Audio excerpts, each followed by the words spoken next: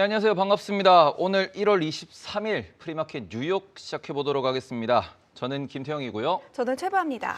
네, 현재 시장은 약간의 차익 실현이 나오고 있는 상황이다라고 보실 수 있을 것 같고요.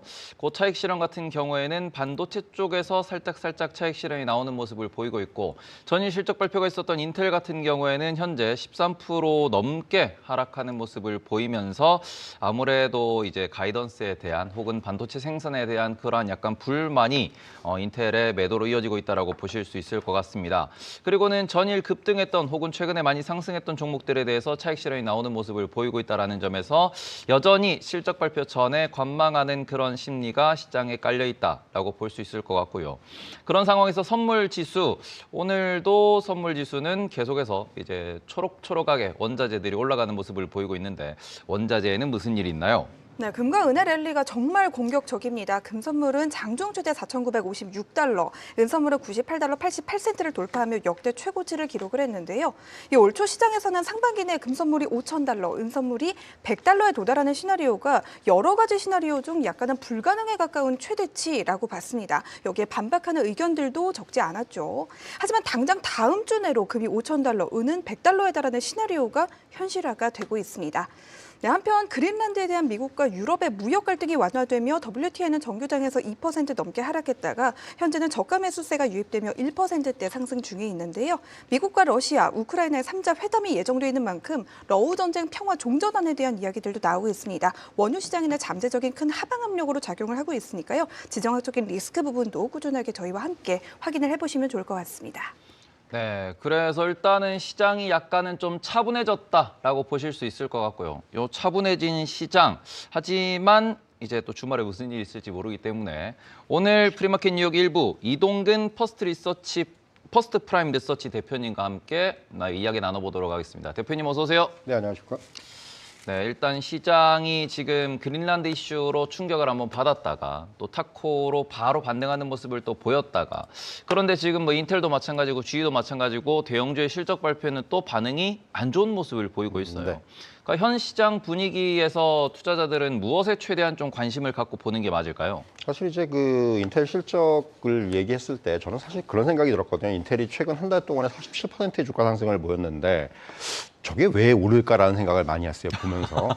왜 오르는 거지? 하는 마이크론이 오르는 건 이해를 하겠는데 인텔의 상승은 사실은 저는 조금 약간 뭐랄까 시장에서 좀 과한 기대를 하고 있는 것이 아닌가라는 생각을 했었는데, 실적이 나오니까 역시 이제 그 부분이 조금 뭐 많이 오른 것이 악재로 작용한 측면이 있죠. 그러니까 사실 이번 실적이 그렇게 뭐 썩 좋지 않을 거라는 거는 어느 정도 시장에서 알고 있었습니다. 근데 자, 그게 중요한 게 아니고 실적은 그래도 선방을 했어요. 근데 중요한 것은 가이던스에 대한 어떤 약간의 미스, 그러니까 많이 미스난 것도 아니고, 그러니까 가이던스의 우리가 얘기하는 이제 하단과 상단으로 봤을 때, 그러니까 우리가 하단 쪽에 좀 더 가까운, 시장이 예상하는 하단 쪽에 가까운 정도의 가이던스를 내면서 약간 그 부분에서 일단 실망을 가져왔고, 사실 인텔의 주가가 최근에 한 달 동안에 많이 오른 데에는 이제 그런 얘기들이 좀 있었죠. 그러니까 요번에 대표님 이제 말씀 중에 죄송한데 방금 속보가 하나 나와가지고요. 네, 말씀하세요. 중국에서 엔비디아 H200 주문을 허가했다. 그리고 그 허가된 대상 기업이 알리바바, 텐센트, 바이트댄스가 되었다라는 소식이 방금 나오면서 엔비디아가 갑자기 반짝하고 올라가서 왜 올라가나라고 했는데 차트 요거 좀 연결해 주시면요. 지금 엔비디아가 아주 급하게 지금 이제 폭등하는 모습을 보이고 있기 때문에 공식적으로 완전히 섰어요. 섰네요. 공식적으로 네. 중국에서 이제 수입을 허가했다라는 게 시장에 또 호재로 이 또 네, 그러네요. 아주 그냥 이게 실시간으로 변하고 있어가지고 도대체 이걸 어떻게 시장을 대응해야 될지. 뭐 이거는 뭐 이제 오늘 밤 시장에서 그대로 반영이 되겠죠. 네. 그러니까 좀 막힌 혀를 뚫어졌다고 볼 수가 있는 거 같고. 감사합니다. 예. 네.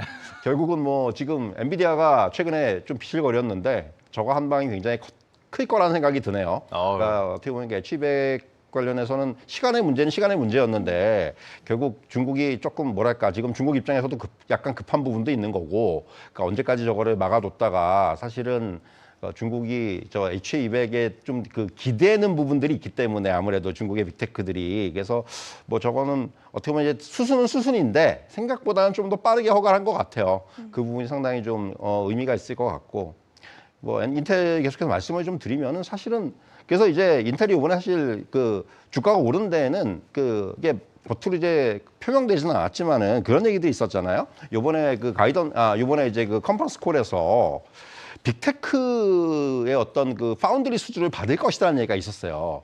근데 저는 그 얘기가 나오는 걸 보고 좀 이해가 안 갔던 게 인텔이? 라는 생각을 한 거예요.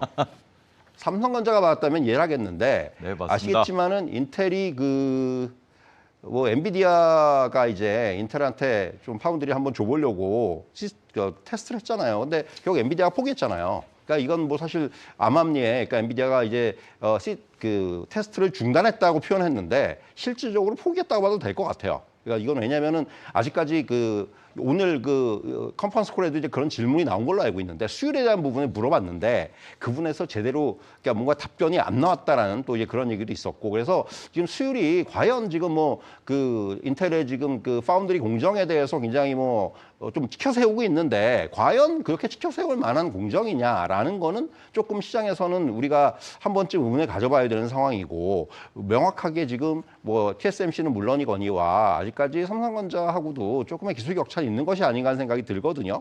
그런데 이제 도대체 무슨 자신으로 저렇게 이제 요번에 빅테크의 어떤 파운드리 수주를 받을 것이라는 얘기가 나온 건지는 모르겠으나 어쨌든 간에 그 부분이 일단 미스가 난 거예요. 어떻게 보면은. 그러니까 시장에 그래서 주가가 지금 실적 나오자마자 계속해서 급락을 하는 이유는 이제 거기에서 기인한다고 저는 보여지고요.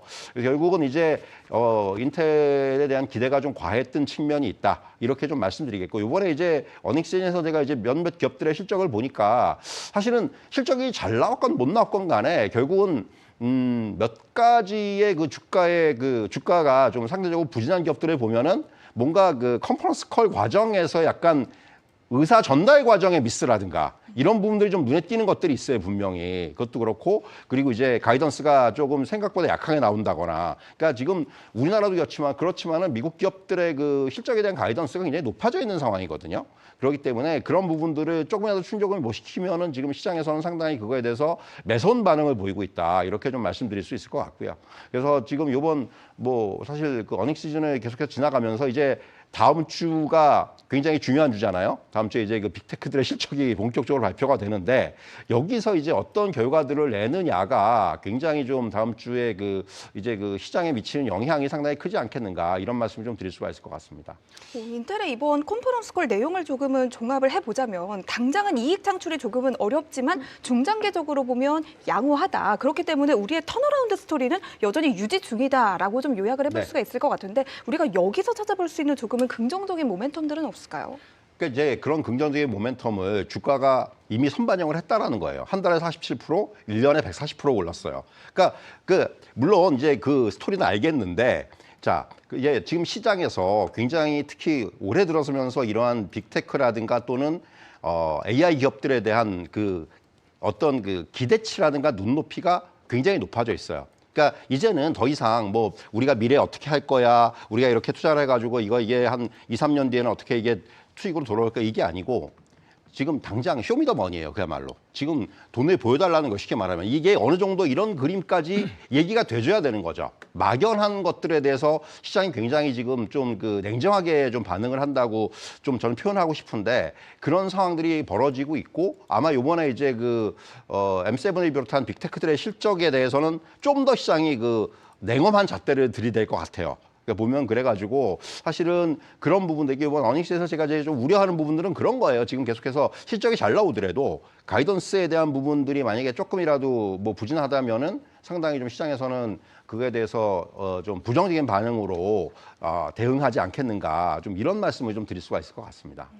다음 주 실적 발표에 대해서도 약간은 네, 걱정이 걱정된다라는 돼요. 말씀을 해주셨는데 일단 다음 주 수요일이죠. 1월 28일 장마치고 한국 기준으로는 29일 아침입니다. 마이크로소프트, 메타, 테슬라, 그리고 ASML, 램리서치, IBM 이런 기업들이 일제히 실적 발표를 이제 예정하고 있는 중이고요.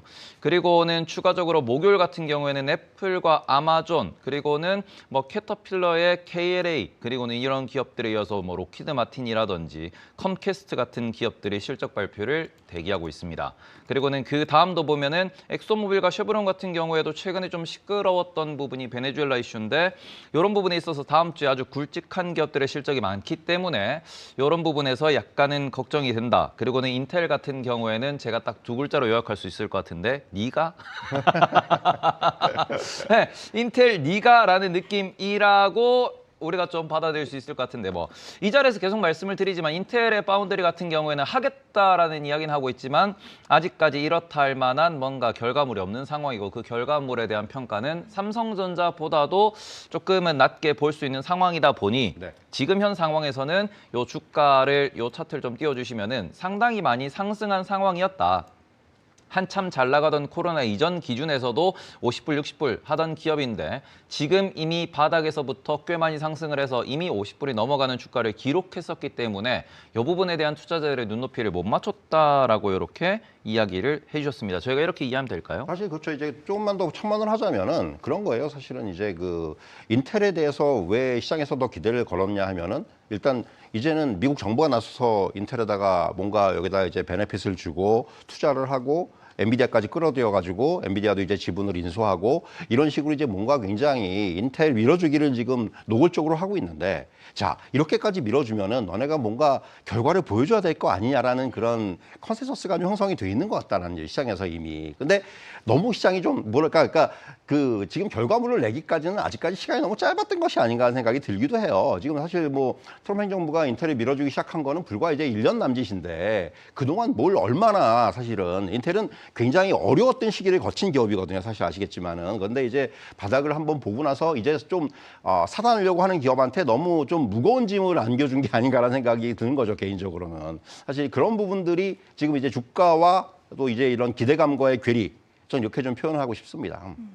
다음 주 M7 기업들의 실적이 줄줄이 예고된다라고 말씀을 드렸습니다. 그중에서 저는 가장 여쭤보고 싶은 기업이 메타인데요. 네. 간밤 정교장에서 메타 주가가 5% 넘게 네. 급등을 했습니다. 제프리스가 목표가를 무려 910달러도 맞아요. 제시를 했는데 광고 시장 점유율 확대 그리고 저평가가 이유였습니다. 예. 우리가 조금은 어떻게 낙관적으로 바라볼 수 있는 기업이 될까요? 낙관적이라기보다도 저는 메타는 어제 저도 메타 그 밤에 그 메타 그 이제 제프리스의 그 상향 얘기를 듣고 이제 주가를 보면서 느낀 게 약간 그런 거죠. 메타 같은 경우는 이제 어느 정도 한번 바닥은 찍은 게 아닌가라는 생각이 들어요. 그러니까 차트를 보더라도 지금 최근에 좀 주가가 흘러내리면서 한 차례 이제 좀 완전 그 하락이 나왔고 여기서 조금 돌아서는 모습이 나오기 시작을 했고, 그러니까 약간 그런 생각이 들었어요. 그러니까 메타가 이렇게 뭐 바닥에 있을 주식은 아닌 것 같은 생각이 들어요. 말씀하신 대로 이제 광고라든가 이런 쪽에서의 어떤 매출이라든가 성장세는 별로 의심할 여지는 없어요. 사실 최근에 봤을 때. 근데 이제 최근에 주가는 뭐 아시겠지만 메타만 빠진 건 아니니까 그렇게 그런 측면에서 이제 제프리스가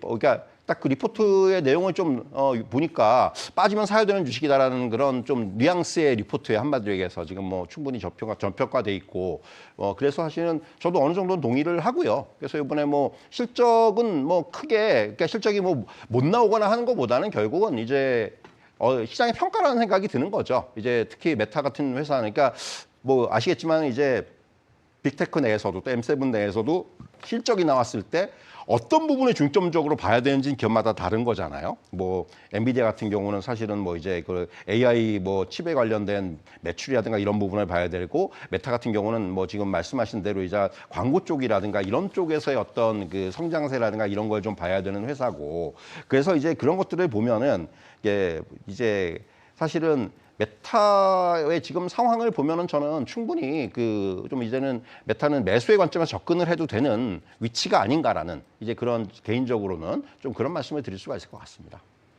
네, 그러면은 지금 네. 제가 다른 것보다 요 사진을 하나 좀 예. 좀 저희가 말씀을 드려보고 싶은데요. 이게 뭐냐 그러면은 요거 화면 좀 연결해 주시면은 계속 조금 뭐 주의할 필요가 있다라는 말씀도 많이 주시는데 이게 뱅크 오브 아메리카에서 이야기하는 뭐 브랜베어 인디케이터라고 네. 이야기가 나오고 있고 요새는 네. 퓨앤그리드 인덱스를 못 믿는다라는 이야기가 많이 나오더라고요. 그래서 이 부분에서 지금 보면은 아주 이제 9가 넘어간다 말 그대로 시뻘겋게 아주 시장이 달아올랐다라고 이야기를 하고 있다 보니까 요게 실적 발표 시즌에 대한 약간의 경계감 혹은 우리가 관망 심리에 영향을 미치고 있다라고 볼 수 있을까요? 뭐 어느 정도는 영향을 주는 것 같아요. 그러니까 지금 뭐 저도 저 데이터를 완전히 믿는 건 아닌데 어쨌든 간에 지금 시장에서 미국 시장에서 나타나는 현상 중에 하나는 지금 기존의 시장을 이끌었던 종목들이 조금은 이제 그 흐름 자체가 둔해지고 슬로우해진 거는 확실히 이제 나타나고 있는 거고, 그러니까 뭐 최근 엔비디아의 흐름도 그랬었고 보면은 그러니까 시장을 이끄는 그러니까 반도체 쪽에 마이크론을 비롯한 뭐 이제 장비주라든가 이런 쪽의 흐름들은 굉장히 좋았습니다. 근데 이제 그런 쪽을 제외하고 우리가 이제 작년에 시장을 이끌었던 전통적인 데이터 센터 관련주라든가 AI 관련주라든가 플랫폼이라든가 이런 쪽은 최근에 일제히 다 부진했어요. 결국 그런 거를 보면은 시장에서 이제 시장의 어떤 성격이라든가 이런 쪽에서는 확실히 좀 변화가 나타나는 거는 저도 어느 정도 맞는 것 같고요. 저도 이전 시간에도 한번 굉장히 좀 강하게 말씀드렸지만은 러셀 2000이 지금 최고예요. 사실 어떻게 보면은 지금 흐름만 놓고 보면은. 그리고 이제 거기서 중소형주의 그 흐름이 굉장히 강하게 나오고 있고 이제 이런 흐름들이 좀 어제 오늘은 우리 시장으로도 좀 전이가 되는 듯한 모습이 나오고 있다는 거죠. 우리나라 국장으로도 이제 그런 것들을 보면은 이제 어느 시장이든지 간에 지금 시장을 이끌던 주도주들이 많이 올랐고 일단 그러니까 첫 번째는 많이 올랐고 두 번째는 밸류에이션 상으로도 어느 정도 이제 고평가 얘기들이 나올 수가 있는 영역이고 그러다 보니까 이제 그렇다면 대안이 뭐냐를 찾는 그런 움직임들이 나오고 있고 지금 앞서 보여주신 그런 그 BOFA의 그런 것도 결국 그 지금 저기에서 어느 정도 해당되는 부분들은 우리가 얘기하는 뭐 빅테크라든가 이런 쪽은 어느 정도 이제 그러니까 속된 표현으로 이 정도면은 조금 이제 비싸 보이는데라는 생각을 할 수 있게끔 하는 이제 그런 영역이라는 것 때문에 아마 그런 저런 그 데이터가 나온 것으로 보여지고요. 그래서 저도 어느 정도는 동의를 하는데 물론 그러니까 만약에 이제 엔비디아가 여기서 진짜 뭐 H200도부터 시작해가지고 다시금 또 뭔가 새로운 또 그 쪽에서의 스토리들이 좀 이제 연결이 된다라면은 그리고 이제 뭐 그렇다면은 또 상황이 또 달라질 수도 있는 거기 때문에 그런 부분들까지도 우리는 계속해서 좀 확인할 필요가 있을 것 같아요.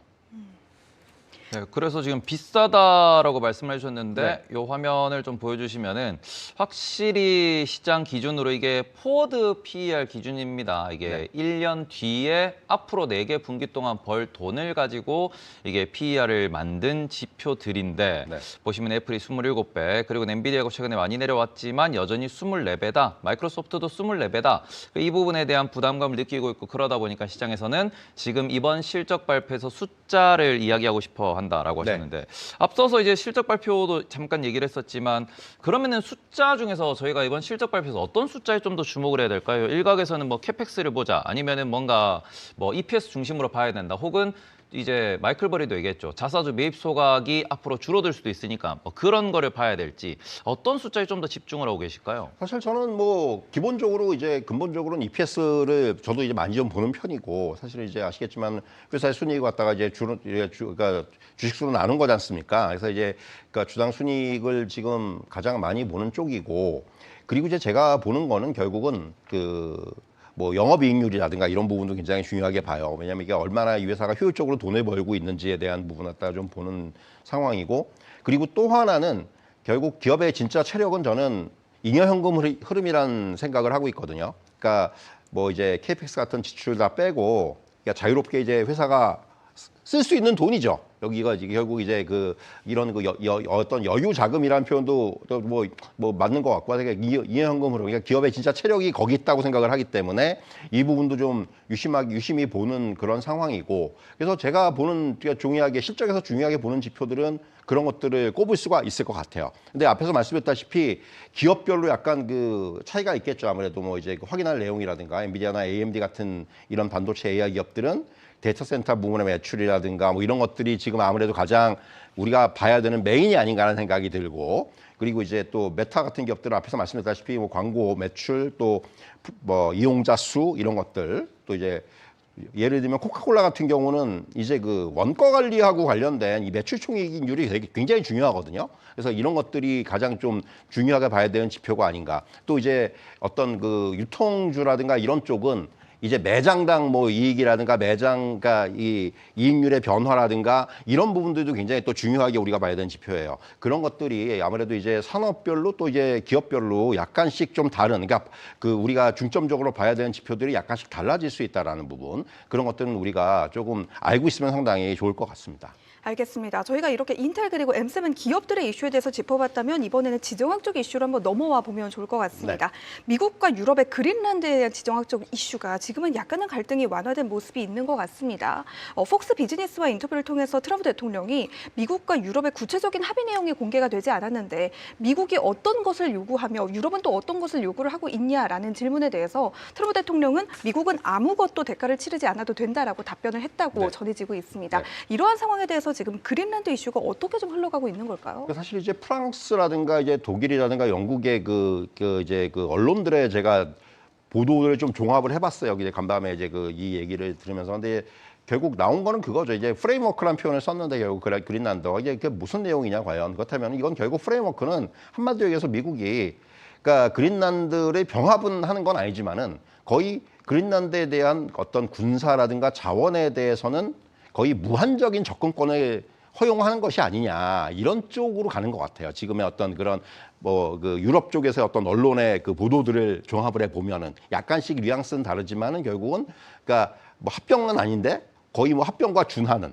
뭐 이러한 정도까지의 어떤 미국의 권한을 이게 거의 이제 허용하는 것이 아닌가. 주권과 접근권이 좀 다르다는 말씀이신 거죠? 그렇죠. 그러니까 지금 미국이 애초에 이제 주장했던 거는 자 그린란드 우리가 돈 주고 사겠다는 건 아니에요. 그러니까 미국 영토로 만들겠다라는 거잖아요. 쉽게 말하면은 그건 아니에요. 그건 아닌데 다만 이제 미국이 지금 원하는 것들은 결국 그러니까 이번에 이제 그렇게 그러니까 트럼프가 또 이제 그야말로 그러니까 항상 하는 거지만 세게 질러가지고 자기가 원하는 것을 얻어냈는데 애초부터 트럼프가 원했던 것이 그린란드를 병합하는 건 아니었을 수 있다라는 거예요. 그거는 그냥 그러니까 그야말로 한번 지른 거고, 그러니까 이 정도를 질러야지 상대방이 어느 정도 줄 거를 알기 때문에 트럼프 협상의 기술이지 않습니까? 그게 우리가 뭐 여러 누차 경험을 했던 그런 건데 사실 이번에도 이제 그런 쪽에서 트럼프는 지금 원하는 것을 얻어낸 것이 아니냐 이런 우리가 이제 좀 우리가 이제 추측을 해볼 수가 있을 것 같고 지금 사실 세부 내용이 안 나왔거든요. 근데 이제 세부 내용이 뭐 언제쯤까지 디테일적인 협상들은 좀 더 남아 있을 거라고 생각이 드는데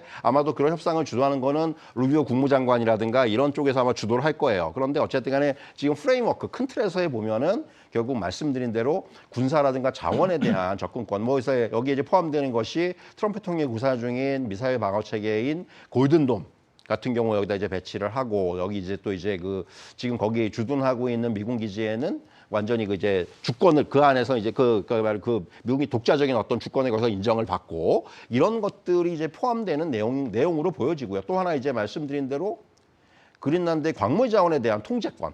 이게 사실 제일 중요하다고 저는 생각을 하는데 왜냐하면은 그린란드가 사실은 지금 과거부터 덴마크에서 했던 독립이라든가 이런 부분을 갖다가 사실은 굉장히 좀 그랬는데 그게 안 된 이유가 사실은 이제 그걸 하려면 이제 뭔가 재원이 필요하잖아요. 그러니까 그린란드가 만들어낼 수 있는 재원은 묻혀 있는 광물이라든가 이런 것도 갖다가 이제 파내가지고 그걸로 이제 재원을 삼는 건데 사실 거기에는 막대한 돈이 들어갑니다. 그러니까 그야말로 엄청난 돈이 들어가 사실 그래서 지금 이제 미국의 정치 경제 잡지나 이런 것들을 좀 이제 논조를 보면은 미국이 그린란드를 지금 하는 거에 대해서 약간 좀 부정적인 논조들을 실은 잡지들이 꽤 있어요. 왜냐하면은 돈이 너무 많이 들어간다라는 거예요. 그린란드 개발해서 좋은 건 알겠는데 적어도 한 10년에서 15년 정도의 어떤 투자가 계속해서 이루어져야 되고 그래야지만이 이제 거기서 히토리를 비롯한 광물이라든가 또 이제 에너지 자원이라든가 이런 것들을 개발해낼 수 있다라는 것 때문에 사실은 상당히 그런 비용과 시간을 그렇게 들여가지고 하는 것이 맞느냐라는 어떤 그런 또 이제 논리들이 많이 또 제기가 되고 있는데 어쨌든 간에 그린란드가 원하는 것은 오히려 그런 걸 수도 있어요. 만약에 미국이 돈 내가지고 해준다면은 그린란드 입장에서 상당히 긍정적이에요. 그러니까 만약에 지금은 아니지만 나중에 미국이 자, 우리가 이런 거 해주고 너네 독립까지 보장시켜줄게. 이런 식으로 나올 수가 있다라는 거예요. 그렇기 때문에 지금 사실은 미국의 입장에서는 이게 그러니까 무력으로 침공한 건 아니지만은 실질적으로 이렇게 어떤 광물에 대한 무한적인 접근권이라든가 통제권을 확보한다라는 거는 향후에 그린란드에 대한 어떤 실효적인 어떤 이제 그 지배라든가 이런 쪽까지도 가능하게 만드는 결국 하나의 그 진행 과정이 될 수도 있다라는 거죠. 물론 지금 너무 앞서가는 생각일 수도 있지만은 이게 충분히 가능하다라는 거예요. 지금 어떤 그 미국의 어떤 이런 행보라든가 이런 걸 미루어 볼 때는 저는 그래서 그런 쪽까지도 우리가 좀 연결을 해볼 수 있지 않겠는가라는 생각을 할 수 있을 것 같습니다.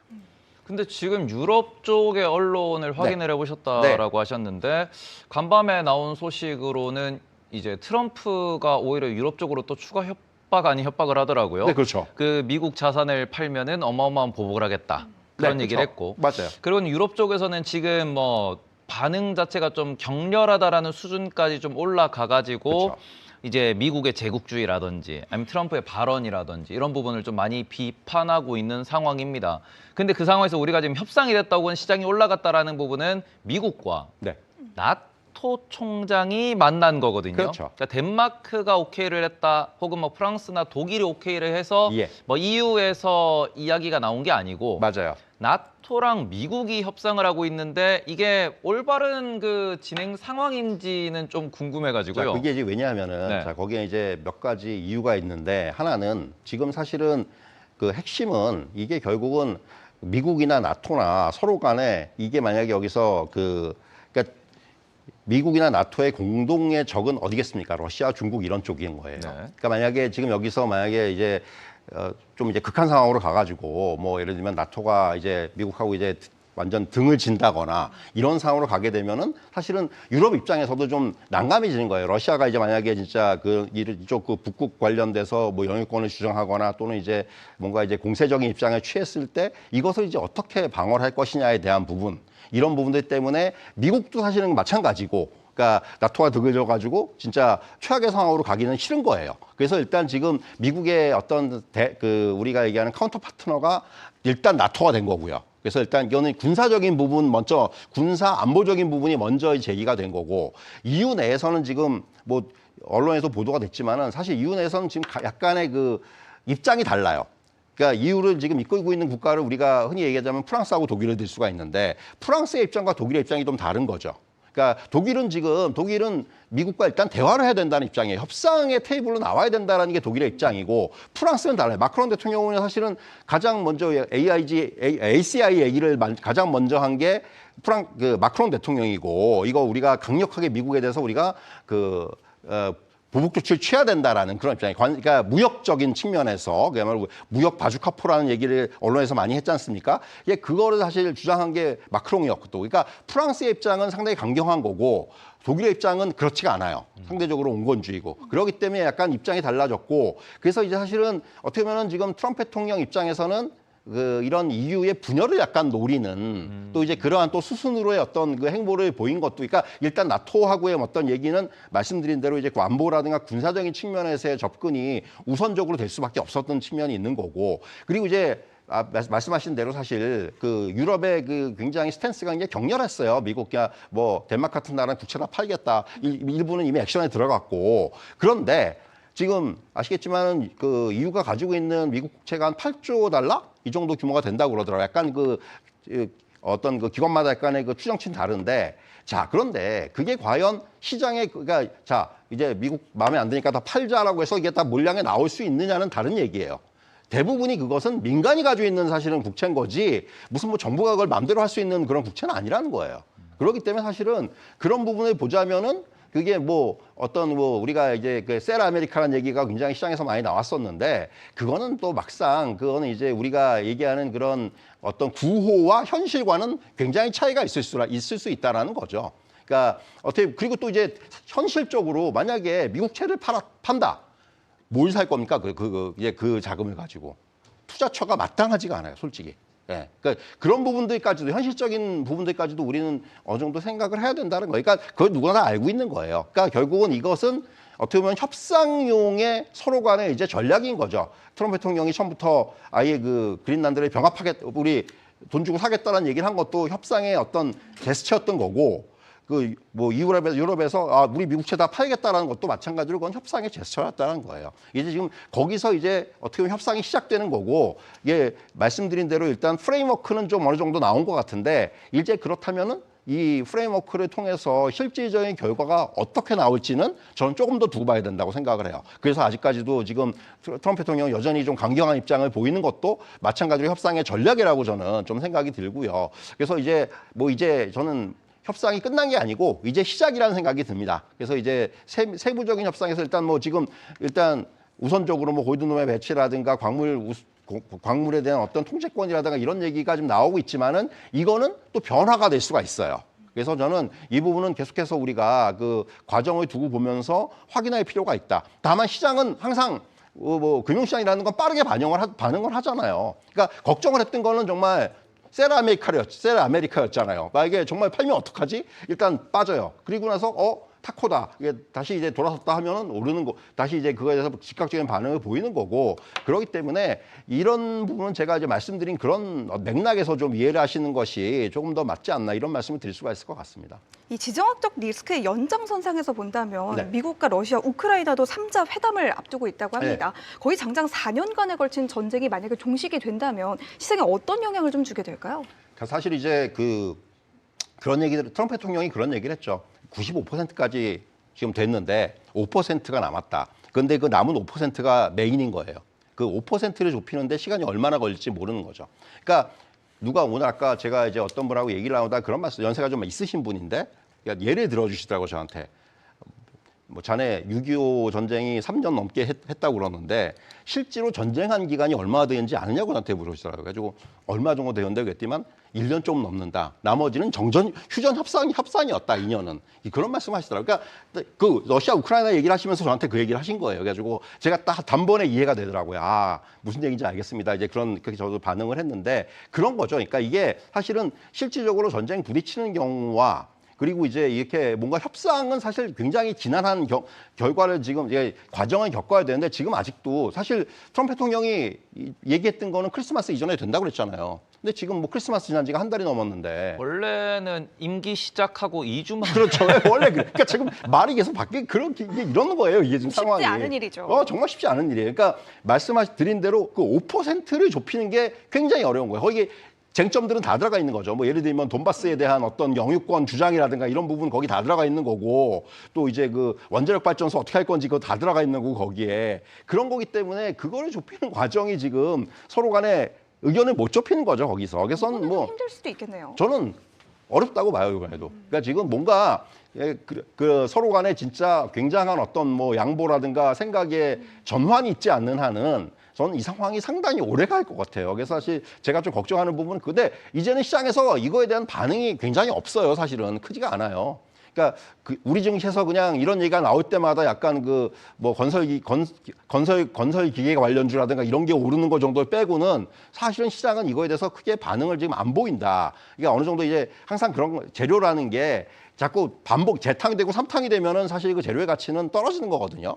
그래서 아마도 시장에서도 이제 이 러시아 우크라이나에 관한 이슈는 사실은 이제는 조금은 뒷전으로 밀린 것이 아닌가라는 저는 조심스럽게 그런 생각을 좀 해볼 수가 있을 것 같아요. 네, 그래서 일단은 뭐 항상 뭐 투자하는 사람들은 동일한 관점으로 보셔야 되는데 첫 충격이 강하게 반응을 하는 건데 지금 관세도 마찬가지고 그다음에는 뭐 그린란드 같은 경우도 마찬가지일 것이고 우크라이나와 러시아의 종전 이슈 같은 경우에도 너무 많이 어찌 보면은 시장에서 언급이 됐고 특히 뭐 1월 들어서는 대법원 관세 판결도 있을 것이며 파월 의장의 후임이 누가 될 것이냐 이런 것들도 이미 그렇죠. 시장에 너무 자주 이렇게 언급되다 보니까 시장이 또 그 소리야 그건 재미없어 이렇게 반응할 수 있다라는 점도 짚어주셨습니다. 그리고는 또 섹터에 대한 질문이 하나 있는 것 같은데요. 요거는 뭐죠? 네, 아마 마지막 질문이 될 것 같은데요. AI 발전에 따라서 미국의 전력 부족이 좀 구조적인 문제로 부각이 되고 있습니다. 우리가 SMR 관련주를 좀 주목을 해봐야 될지 이런 점도 좀 궁금하다고 하시네요. 사실 이제 그런 거죠. 뭐 최근에 이제 그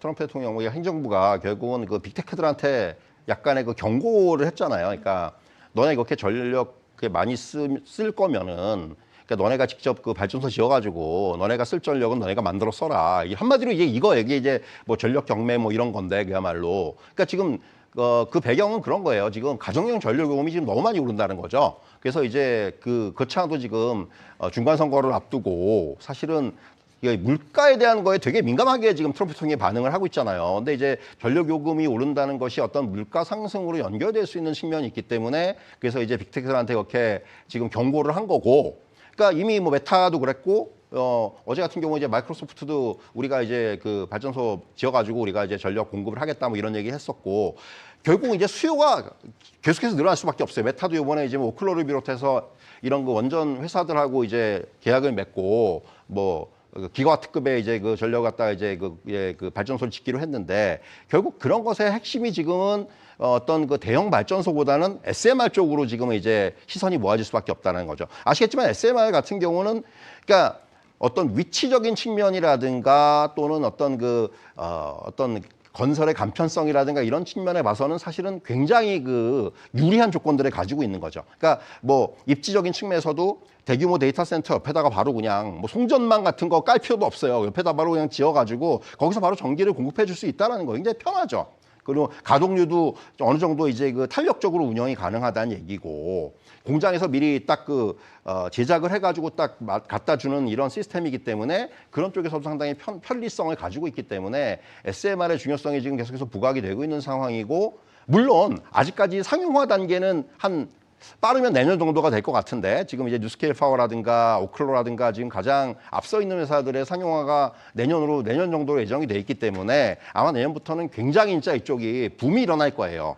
근데 이제 주가는 지금 이제 좀 반영이 되고 있는 상황이고, 최근에 빅테크들이 잇따라서 이제 이런 원전 관련 회사들하고 이제 계약을 맺으면서 건설과 관련해서 그러면 사실은 이제 부각이 되는 상황이고, 향후에 어떻게 보면은 이 SMR이 이런 우리가 얘기하는 에너지 원으로서의 중요성은 상당히 높아질 것이고, 또 차지하는 비중도 상당히 높아질 것이고, 그렇기 때문에 사실은 이런 SMR 관련된 회사들에 대해서는 올해 내년 이 정도까지는 상당히 우리가 주목을 할 필요가 있다. 좀 이런 말씀을 간단하게 드릴 수가 있을 것 같아요. SMR 관련돼 가지고 여전히 시장에서 이제 의문으로 남는 점은 네. 상용화는 내년 혹은 내후년에 될 예. 거다라고 이야기를 하고 맞아요. 있는데, 아직 상용화를 거쳐야 된다라는 점, 그리고 기존 원전 같은 경우에도 저희가 여전히 이제 시간이 오래 걸린다 뿐이지 네. 그게 발전원으로서의 가치가 없는 건 아니거든요. 뭐 그럼요. 근데 이 부분에서 SMR로 해서 좀 소형 원자로로 가겠다 그러면서 이게 대형 원전이라고 하는 게 뭔가 좀 저 멀리 지어야 되고, 그렇죠, 도시에 지을 수가 없으니까. 네. 그런 부분에서 이런 것들에 대한 효율성을 끌어올리기 위한 SMR 기술이라고 이야기를 하는데, 네. 상용화가 된다고 하더라도 어차피 SMR에서도 방사능이 나올 것이며, 그렇죠. 그런 부분에 있어가지고 상용화 가능성도 일단은 된다라고 하는데 아직 우리가 눈으로 확인하지 않았기 때문에 그렇죠.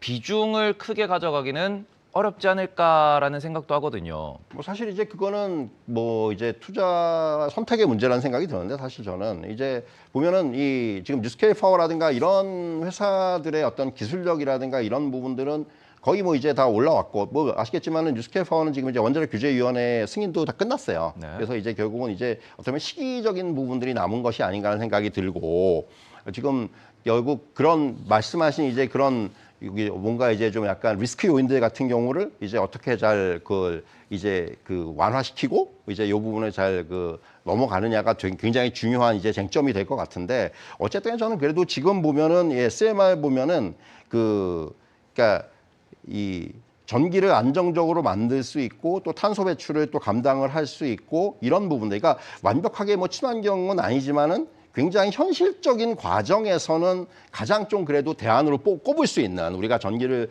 만들어내고 이제 이런 빅테크들의 이런 전력 수요를 감당하는 데 있어서 가장 좀 중요한 어떤 대안이 아닌가라는 생각이 들고요. 그리고 또 한편으로는 지금 뭐 이런 우리가 얘기하는 이제 핵 폐기물 처리라든가 이런 부분들까지도 지금 보면 이제 오클로의 기술 같은 경우는 이런 뭐 이제 핵 폐기물의 재활용이라든가 이런 걸 통해 가지고 또 이제 그런 부분 갖다가 최소화시키는 이런 쪽의 기술까지도 지금 이제 어느 정도 올라와 있는 상황이기 때문에, 저는 뭐 아직 상용화에 대한 부분이 조금 이제 마지막 허들이 남아 있긴 하지만은 저는 그 부분은 굉장히 좀 가볍게 넘어갈 수도 있겠다는 생각이 들어요. 그래서 저는 내년 정도면은 아마도 실질적으로 이제 시장에서 이런 시장이 아니고 이제 이 직접적으로 이제 SMR이 가동이 되고 여기서 전력을 생산하고 이런 시스템으로 내년부터는 거의 내년 정도부터는 우리가 이제 실생활에서 볼 수 있지 않겠는가. 좀 이런 좀 기대를 해보거든요. 지금 저는 그것이 가능하다고 생각을 하기 때문에 그런 쪽에서 결국은 지금 시장에서도 그런 것에 대한 좀 기대를 거의 가지고 있고 주가의 흐름도 좀 그렇게 나타난 측면이 있었고 그래서 저는 SMR 관련주에 대해서는 여전히 시장에서도 그렇고 또 개인적으로도 조금 이제 긍정적으로 보는 그런 시각을 가지고 있다 이렇게 말씀드릴 수가 있을 것 같습니다. 네, 그래서 저희 오늘 프리마켓 뉴욕 1부에서는 이동근 퍼스트프라임 리서치 대표님과 함께 이야기 나눠봤습니다. 핵심은 일단 인텔은 니가라는 두 글자로 정리가 됐다라고 볼 수 있을 것 같고요. 그리고는 제가 중간에 딱 꽂혔던 단어는 트럼프 대통령의 타코닷 이렇게 말씀을 해주셨어요. 자, 그리고는 마지막으로 SMR에 대해 가지고 내년, 내후년에 상용화가 될 수 있기 때문에 이런 부분에서 차세대 전력원으로서 우리가 한번 좀 집중을 해보자. 그래서 제가 SMR을 찾아봤더니 SMR의 현재 시가총액이 6.3빌리언 정도 수준입니다. 앞으로 에너지 시장의 산축을 담당한다라고 하면은 여전히 기회가 있을 것 같다라는 말씀을 전해주셨습니다. 그러면은 저희 이동근 퍼스트프라임 리서치 대표님과는 여기까지 이야기 나눠보도록 하겠습니다. 대표님 나와주셔서 감사합니다. 네, 감사합니다.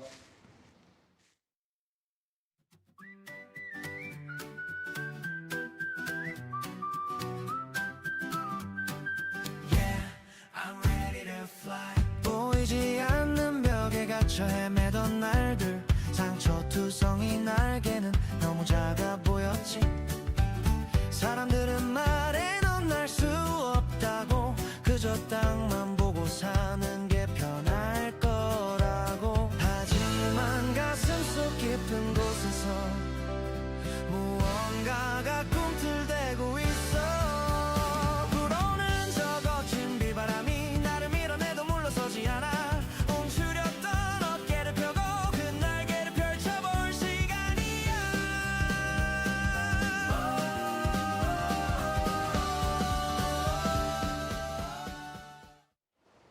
여러분 안녕하세요. 드디어 금요일 특징주 브리핑 시간입니다.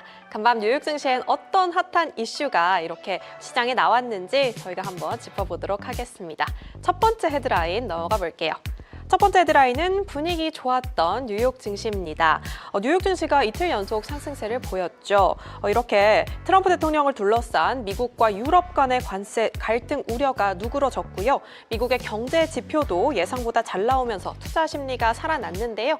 3분기 GDP 수정치는 이 연율 기준 4.4% 성장으로 2년 만에 최고치를 기록했고요. 11월 PCE 물가도 전월 대비 0.2% 상승에 그치면서 물가 부담도 크지 않았습니다. 특히 기술주 매수세가 크게 두드러졌는데 테슬라와 메타가 강세를 보였고요. 또 대형 기술주 전반의 분위기까지 좋았죠. 이렇게 관세와 그리고 지정학적 리스크가 잠시 진정되면서 당분간은 경제 지표와 기업 실적이 증시 방향을 좌우할 거란 전망이 나오고 있네요. 다음으로 넘어가 볼까요? 두 번째 헤드라인은 안전요원은 내렸는데 주가는 날아오른 테슬라입니다. 간밤 테슬라가 미국 오스틴에서 안전요원 없이 로보택시를 실제 운행하기 시작했다고 밝히면서 주가는 하루 만에 4% 넘게 급등했었죠. 여기에 일론 머스크는 자율주행은 이제 핵심적으로 해결된 문제라면서 로보택시를 올해 말까지 미국 전역으로 대폭 확대하겠다고 자신감을 보입니다. 반면 같은 날 차량 호출 경쟁사인 우버와 리프트 주가는 나란히 하락하면서 시장의 대비가 더 뚜렷했는데요. 또 오는 28일 테슬라의 실적 발표를 앞두고 있죠. 모건 스탠리는 테슬라의 로봇택시 확장 속도와 그리고 내년 말이면 일반 대중에게 이 휴머노이드 로봇을 판매하겠다는 계획을 핵심 관전 포인트로 짚어주네요. 세 번째 헤드라인은 2년 만에 종지부를 찍은 틱톡 매각입니다. 미국 정부와 중국 바이트댄스가 이 시한을 단 하루 앞두고 틱톡 미국 사업권을 매각하기로 최종 합의했죠. 이번 합의로 오라클과 실버레이크 등이 참여하는 미국 중심 합작법인이 탄생했고요. 바이트댄스의 지분은 20% 미만으로 줄어서 사실상 경영권은 미국으로 넘어간 거죠. 가장 큰 쟁점이었던 사용자 데이터와 알고리즘 통제권까지 미국 법인이 갖게 되면서 서비스 중단이라는 최악의 시나리오는 피했고요. 보안이 더 강화된 환경에서 서비스를 이어가게 됐네요. 마지막 헤드라인 넘어가 볼게요. 바로 대기표 뽑는 월가입니다. 그 주인공은 바로 스페이스X, 일론 머스크의 우주 기업이죠. 스페이스X의 IPO 소식에 월가 대형 은행들이 주관사 자리를 놓고 경쟁에 나섰습니다. 최근 몇 주간 미국 4대 은행인 뱅크 오브 아메리카부터 골드만삭스, JP모건, 그리고 모건 스탠리와 접촉했다는 얘기도 나오고요. 스페이스X는 이르면 올해 상장 가능성이 거론되는데 최대 1조 5천억 달러 기업 가치로 상장할 경우엔 사상 최대 IPO가 될 거라 하고요. 여기에 더해 시장에서는 오픈 AI와 엔스로피까지 상장에 나선다면 이 세 곳으로도 지난해 미국 전체 IPO 자금 조달 규모를 뛰어넘을 수 있다고 말하네요. 그럼 이제 본격적으로 특징주 코너로 넘어가 볼까요? 오늘의 첫 번째 주인공은 수술실의 판도를 완전히 바꾸고 있는 기업 인투이티브 서지컬입니다. 현재 프리마켓에서 주가가 4% 가까이 시원하게 튀어오르고 있는데요. 이유가 아주 확실합니다. 바로 어제 장 마감 직후에 시장의 기대를 훌쩍 뛰어넘는 그야말로 역대급 성적표를 공개했기 때문이죠. 이 회사가 만드는 다빈치라는 로봇이 의사보다 더 정교한 로봇 손으로 유명한데요. 사실 아직도 로봇 수술은 좀 이르지 않나? 이렇게 생각하실 수도 있는데 어제 발표된 숫자를 보면 그 생각이 싹 사라지실 거예요. 작년 한 해 동안에만 전 세계 310만 명이 이 로봇으로 수술을 받았다 하고요. 누적 환자 수는 무려 2천만 명을 넘어섰습니다. 이제 로봇 수술은 먼 미래가 아니라 이미 우리 곁에 와 있는 대세라는 걸 숫자로 증명이 된 거죠. 이 인투이티브 서지컬이 좀 비싸게 대접받는 이유가 또 있다는데요. 이 회사는 로봇을 한번 팔고 끝내는 게 아니라 수술이 늘어날수록 소모품과 구독료가 꼬박꼬박 들어오는 플랫폼형 수익 구조를 갖고 있거든요. 그래서 시장은 이 회사를 단순한 의료기기 업체가 아니라 수술의 표준을 파는 회사로 평가합니다. 또 이번 대박의 비결을 알아보니까 최신 모델인 다빈치 5에 있다는데요. 특히 이 촉각 피드백이라는 기술이 정말 혁신적이에요. 예전에는 로봇팔이 조직을 얼마나 세게 누르는지 의사가 눈으로만 짐작해야 했다면 이제는 로봇이 느끼는 압력을 의사의 손에 그대로 전달해준다고 하는데요. 이 기술로 까다로운 FDA 승인까지 따내면서 진입 장벽이 가장 높은 심장 수술 시장까지 통째로 삼킬 준비를 마친 거죠. 실적은 더 놀랍습니다. 4분기 EPS가 예상치를 12%나 웃돌았고요. 영업이익률은 무려 37%를 기록했는데요. 100원어치 팔아서 37원을 남기는 장사를 하는 건데 상황이 이렇게 좋다 보니까 번스타인에서도 실적 발표 직후에 목표 주가를 750달러로 올리면서 찬사를 보냈습니다. 물론 중국 업체들의 추격이라는 숙제는 있지만 인투이티브 서지컬은 압도적인 기술력에 더해서 소프트웨어와 유지 보수를 묶은 디지털 구독 서비스로 고객들을 꽉 붙잡아 두고 있는데요. 한마디로 한 번 다빈치를 쓰면 계속 쓸 수밖에 없게 만드는 거죠. 정리해보면 인투이티브 서지컬은 기계를 파는 회사를 넘어서 수술의 새로운 표준을 쓰고 있습니다. 어제 나온 탄탄한 실적과 다빈치 5라는 강력한 무기를 가진 만큼 오늘 시장에서 계속 주목해보시면 어떨까요? 오늘 소개해드릴 두 번째 주인공은 바로 데이터독입니다. 어제 정규장에서 6% 넘게 시원하게 오르면서 존재감을 확실히 드러냈죠. 이 데이터독을 이해하기 쉽게 표현해보면요. 엔비디아가 AI라는 강력한 엔진을 만든다면 데이터독은 그 엔진이 과열되지는 않는지 어디서 기름이 새지는 않는지 실시간으로 체크하는 게 이 계기판이자 응급실이다 이건데요. 사실 우리가 이 넷플릭스를 보다가 갑자기 끊기면 좀 짜증이 나잖아요. 그런 대형 서비스들의 장애를 1초라도 빨리 찾아내서 고칠 수 있게 뒤에서 눈을 부릅뜨고 지켜보는 게 바로 데이터독의 역할입니다. 특히 요즘처럼 AI가 복잡해질수록 AI가 갑자기 사고치면 어떡하지? 이런 공포가 큰데요. 이 데이터독은 AI가 이상한 말을 하거나 개인정보를 유출하지 않도록 입구부터 출구까지 꽉 막고 감시해줍니다.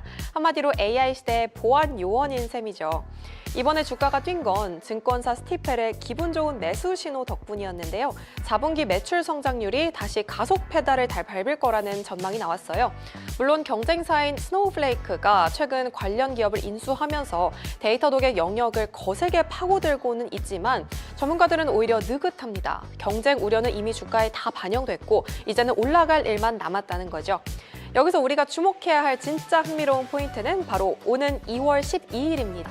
이날 뉴욕에서 투자자의 날 행사가 열리는데요. 월가에서는 이 자리에서 전략적인 방향성이나 추가 카드가 나올지 내심 기대하고 있다 하고요. 현금 실탄도 두둑하겠다. 경쟁사에 맞춰서 판을 흔들 한 방을 보여줄 타이밍이라는 분석입니다. 게다가 지금 실리콘밸리는 유능한 엔지니어를 구하지 못해 난리인데 사람 대신 24시간 시스템을 관리해주는 데이터독 같은 자동화 툴은 귀한 대접을 받을 수밖에 없겠죠. 정리해보면 데이터독은 AI 인프라가 넓어질수록 절대 빠질 수가 없는 감시자이자 보안 요원인데요. 다가올 2월 뉴욕에서 어떤 깜짝 카드를 꺼낼지 우리 다 같이 주목해보면 좋을 것 같아요. 다음으로 넘어가 보겠습니다. 오늘 브리핑의 마지막 순서로 가보면요. 이 피날레의 주인공, 너무나도 유명한 갈색병의 주인, 바로 에스티로더입니다. 제가 어릴 때부터 저희 할머니께서 이 갈색병 에센스를 애용하셔서 너무나 친숙한 회사인데요. 이 에스티로더가 간밤 정규장에서 52주 신고가를 갈아치웠죠. 지난 1년 동안 주가가 50% 넘게 올랐고 물건 팔아서 남는 매출 총이익률도 70% 중반대를 유지하고 있고요. 사실 그동안은 좀 힘들었었는데 이제 시장에서는 바닥을 찌고 올라온다는 기대감이 몰려오고 있습니다. 사실 이게 단순히 에스티로더만 잘해서 그런 건 아닌데요.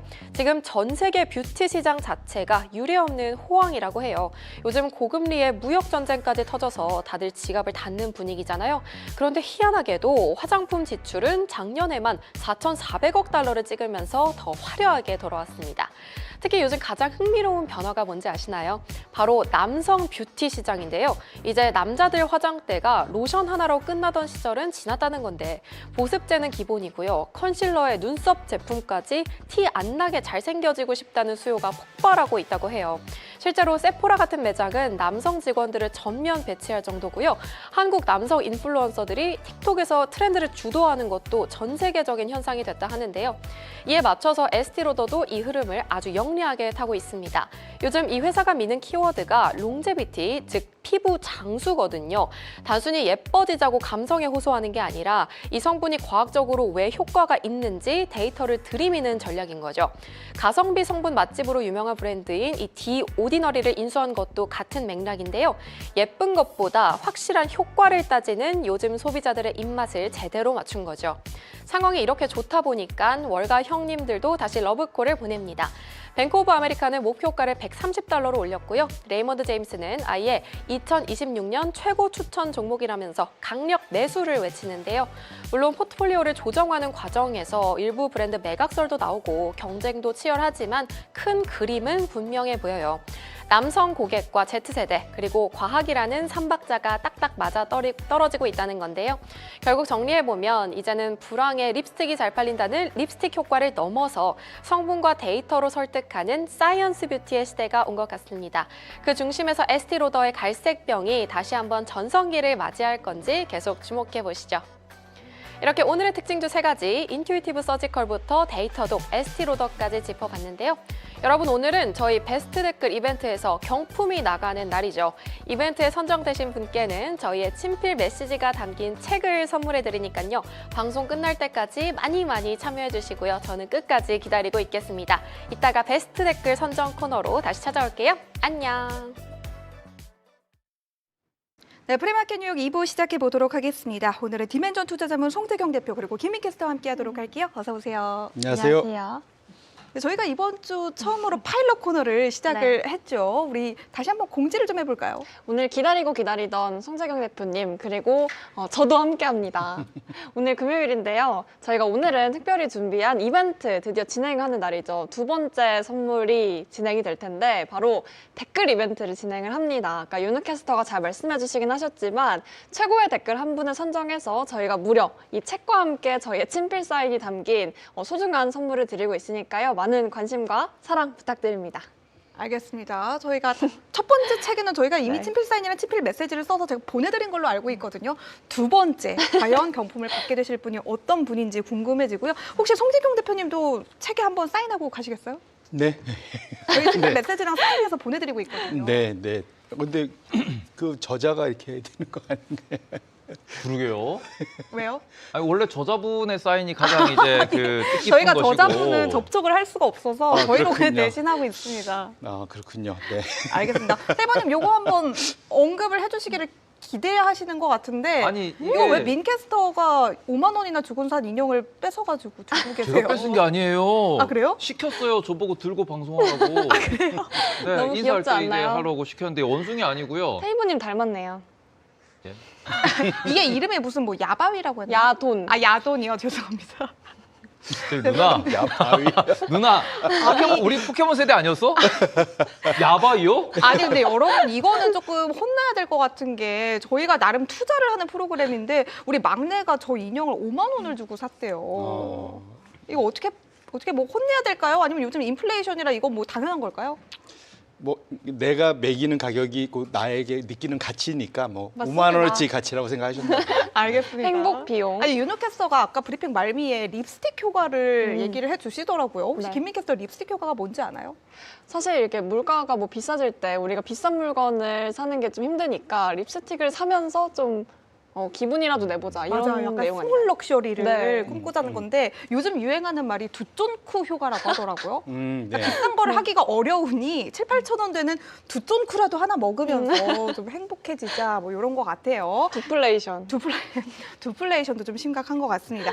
알겠습니다. 저희가 송재경 대표님 2부에 정말 오랜만에 나오셨는데 모셔놓고 저희가 너무 딴소리를 오래 한 것 같으니까 바로 한번 시작을 해보도록 할게요. 이번 주 4분기 기업들의 실적 발표가 줄줄이 이어지고 있습니다. 대체적으로 분위기가 좋은 것 같지는 않은데 네. 많은 분들이 넷플릭스 그리고 간밤 정규장 마감 이후에 실적을 발표한 인텔의 실적에 많은 관심을 가지실 것 같아요. 그럼 어떻게 보셨을까요? 말씀 주신 대로 이제 투자자들이 훨씬 더 깐깐해지고 이렇게 요즘은 약간 시니컬해졌다.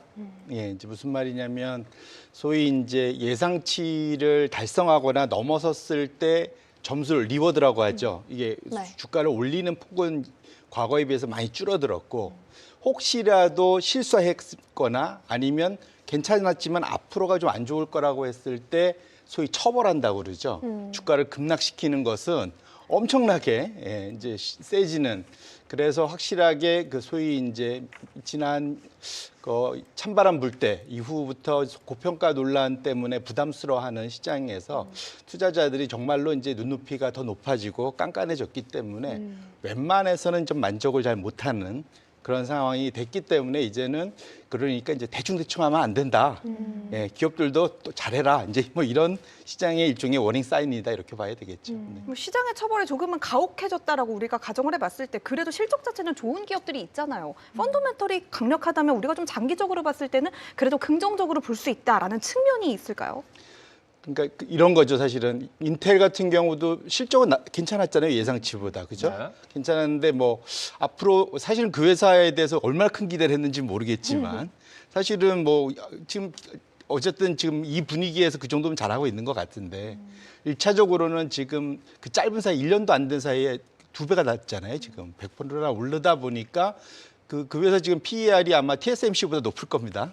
네, 현재 PER은 인텔 같은 경우에는 나오지 않습니다. 네. 그 일단 어제자로 5천이 나왔었기 때문에 네. 물론 이제 포드 PE 기준에서는 현 시점에 46배 예, 그러니까 정도 나오고 있습니다. 그러니까 뭐 올해도 그렇고 한 내년 정도까지 땡겨갖고 네. 쫙 지금은 12개월이면 올해 단데 한 내년 거 2027년 거 땡기고 뭐 이래도 사실은 TSMC보다 비싸니까 사실은 그렇게 놓고 보면 굳이 왜 이제 왜냐면 그렇죠. TSMC는 한 해 동안 한 40% 50%밖에 안 올랐는데 네. 까불난 인텔을 내가 계속 지금 저런 식으로 내 마음에 안 들게 실적 발표했는데 뭐 이런 거 아니겠습니까 사실은. 그래서 그렇게 놓고 보면 사람들의 마음이 되게 넉넉했다가 확실하게 작년 제 찬바람 불기 시작하면서는 뭐랄까요 이제 웬만해서는 좀 만족하지 못하는 그런 식으로 확실히 좀 바뀐 거는 맞는 것 같다. 그러니까 그러다 보니까 미국에서도 스타일 자체가 전에도 계속 말씀드린 이제 성장주에서 가치주로 넘어오는 그 느낌. 가치주라는 것 자체는 이제 일단 멀티플의 부담은 없는 종목들이잖아요. 그래서 그런 측면에서 놓고 보면 지금 분위기 자체는 확실히 성장주가 그러니까 소위 투자자들의 마음을 사기가 이전보다는 좀 더 어려워진 것만은 맞다 이렇게 말씀드립니다. 근데 이 인텔에 대한 저희 대표님의 평가를 들으면서 딱 느껴지는 점이 뭐냐 그러면은 여기서 저희 대표님의 인성이 나온다. 왜냐 그러면은 지금 한 며칠 동안 인텔 얘기를 매일 하고 있는데 네. 저를 포함해서 인텔에 대해서 이렇게 좀 그래도 뭐 잘하고 있지 않을까라는 이런 좀 긍정적인 뭐 저기 비난과 비판 없이 인텔을 설명해 주신 거의 유일한 분이십니다. 그렇습니까? 역시 인성이 좋으시다. 예. 그렇지 않나요? 송재경 대표님이 나오시는 날에는 제가 솔직하게 방송 뒤에서도 얘기를 드리는 건데 마음이 너무 편해져요. 인상이 너무 좋으셔가지고 저희가 송재경 대표님 나오시는 날만 손꼽아 기다리고 있으니까요. 잦은 출연 부탁드리도록 하겠습니다. 저도 인텔 관련해서 한 가지 여쭤보고 싶었는데 인텔이 사실 이 제조 수율이 좀 낮아서 시기상으로 뭐 맞추기 어렵다라는 얘기가 많잖아요. 네. 심지어는 만들어 놓은 것도 지금 다 소진을 했다. 재고가 없다라는 이야기도 막 하던데 CEO 본인도 지금까지 우리가 기회들을 많이 놓쳤다라고 설명을 했기도 했고 또 앞으로 이 서버용 칩 공급에 관해서는 뭐 1분기 말부터나 가능하다라고 비교적 비관적인 입장을 내놨잖아요. 이런 부분에 대해서도 사실 뭔가 투자자 입장에서는 굉장히 실망스러운 부분이 아닐까 싶은데 좀 뭔가 전망을 조금 더 부정적으로 저희가 좀 해석을 해보자면 이런 부분들이 좀 개선될 여지는 없을까요? 그러니까 소위 그런 말 있잖아요. 그러니까 소위 물 들어왔을 때 노져야 된다. 예, 그런 말인데 지금 물이 한참 들어오고 있는 거잖아요. 막 네. 수요가 넘쳐나고 있는데 이때 노를 지려고 했더니 이게 노가 한쪽밖에 없는 뭐 이런 셈인 거죠, 사실은. 네. 지금 인텔 입장이 그런 거거든요. 그러니까 지금 다른 회사들은 막 2개 또 막 서너 명이 앉아갖고 서너 개의 노를 막 양볼로 막 지워 나가고 있는데 네. 여기는 지금 양쪽 볼더리가 한쪽 갖고 이렇게 줘야 되니 되겠습니까? 사실은 이제 뭐 그런 경우다. 그래서 말씀 주신 대로 지금 이 회사의 가장 큰 문제는 수율이 잘 안 나오니까 네. 아무리 해도 이게 소위 나갈 수 있는 그 소위 출하할 수 있는 규모 자체가 한정이 되잖아요. 네. 그건 성장률에 사실은 소위 천정이 눈에 보인다라는 거죠. 그렇게 놓고 보면 이것이 뚫려 있어야지 소위 물이 들어왔을 때 노져서 빨리빨리 멀리 갈 수 있는데 그게 안 된다는 것을 투자자들이 이번에 다시 한번 확인하게 된 거. 그런 것들이 가장 큰 거고. 근데 이건 역으로 말하면 삼성전자 같은데 이 파운드리 하는 데 입장에서는 조금 더 기회가 오히려 또 생길 수도 있겠죠. 그래서 뭐 그런 측면에서는 뭐 인텔 투자자들한테는 아쉽긴 하겠지만 또 국내 삼성전자 같은 투자자들한테는 또 새로운 기회에 대한 또 창이 열리는 거니까 네. 뭐 한 명이 울면 한 명이 웃는 뭐 이런 거지 않을까 이렇게 보았습니다. 아니, 이번 인텔의 4분기 실적 자체는 좋았는데 다음 분기 가이던스가 좀 좋지 않았다라는 이야기가 있잖아요. 그럼 우리가 인텔의 다음 분기 실적 발표를 볼 때 어떤 부분을 좀 관전 포인트로 봐야 할지, 이 노가 부족한 부분에 대해서 뭔가 해결책이 나와야만 인텔의 뭐 중장기적인 성장 전략이 좀 모색이 되는 걸까요? 그렇죠. 결국은 일단은 뭐 물건을 잘 만들어서 원하는 만큼 계속 더 많이 팔아야만 사실은 돈을 버는 건데 그게 안 된다는 얘기니까요. 네. 그래서 뭐 그건 이거는 뭐 우리가 뭐랄까 딴 걸 볼 게 아니라 일단은 거기서 말했던 그런 수율과 관련된 이슈 자체가 네. 해결이 돼야 그것이 가장 삼성전자도 사실 그래갖고 한동안 엄청 고생했지 않습니까? 사실은 불과 작년 재작년까지만 해도 뭐 그러니까 그런 것들이 해결되는 모습이 인텔한테도 필요하고 사실은 내 냉정히 생각해 보면 좀 너무 다급한 것도 있는데 작년엔 죽을 것 같으니까 심지어 행정부가 돈까지 넣어줬잖아요. 네. 죽을까 봐. 근데 불과 이제 1년 사이에 갑자기 너 이제 막 뛰어가 뭐 이런다니까 겨우 심폐소생술해서 시간이 살려놨는데 너무 부족했다. 지금 시간적으로는 좀 얼마 안 지났잖아요, 사실. 네. 그래서 거꾸로 보면 역시 투자자들은 시장은 마음이 확실히 급하구나. 그런 측면에서 보면 확실히 우리나라 투자자들이 전 세계적으로 어딜 가서도 잘하는 게 빨리빨리게 아주 익숙한 이런 거라서 그렇지 않을까 뭐 개인적으로 생각도 해봅니다. 알겠습니다. 뭐 인텔의 네. 실적에 대해서 저희가 이렇게 이야기를 나눠봤는데요. 다음 주 빅테크들의 실적도 정말 줄줄이 예고가 되어 있습니다. 여기에 대한 대표님의 해안을 잠깐 듣고 우리 오프닝 뉴스 한번 넘어가 보도록 할게요. 뭐 사실은 이제 우리가 저번 실적 시즌 때도 사실은 좀 뭐랄까요. 그때는 엔비디아가 주인공인 줄 알았는데 알고 봤더니 구글이 주인공이었던 네. 큰 획기적인 큰 변화였습니다. 그 이후로 사실은 시장의 판도가 좀 바뀌었었죠. 사실 그런 것들이 이번에도 또 한 번 나올 것인가, 그것이 좀 더 강화될 것인가, 아니면 새로운 또 그 사이에 또 쳐졌던 데들이 좀 더 나아질 것인가 그런 것들이 또 이번에 중요한 관전 포인트일 것 같고요. 뭐 네. 우리가 늘 체크하듯이 AI 투자의 그러한 올해의 그런 가이던스나 이런 것들이 기존 대비해서 얼마나 항상 보면 매 분기 지날 때마다 애초에 얘기한 것보다 시장이 기대한 것보다 더 높아지는 것들을 봤었잖아요. 네. 이번에도 그 기울기가 원래 예상한 것보다 조금이라도 더 높아지는지 여부 뭐 이런 것들이 중요할 것 같은데 다만 뭐 그 일론 머스크도 계속 그 얘기하지만 전력을 갖다 대지 못해서 사실은 이 데이터 센터를 이 지금 계획한 거를 속도를 맞추지 못한다는 얘기들이 계속 나오지 않습니까? 그래서 그런 것들이 시장에 기대하고 실제로 기업들이 생각하는 것 이런 것들이 어떻게 움직이는지도 봐야 될 것 같고요. 아마 이번에 질문이 또 많을 것 중에 하나가 그 전력과 관련해서 트럼프하고 마이크로소프트가 맺었다는 그거. 소위 알아서 겼잖아요. 마이크로소프트가 지금 전기 요금 미국에서 엄청나게 오르는 것에 모든 총대를 다 빅테크들이 지금 짊어졌습니다. 사실 그렇지 않거든요. 앞으로는 그렇게 될지언정 지금까지는 사실은 빅테크가 예를 들면 100이 올랐으면 빅테크가 져야 될 감당할 건 한 20 정도? 근데 앞으로 한 5년 안에는 이거 7, 80까지도 갈 것 같아요.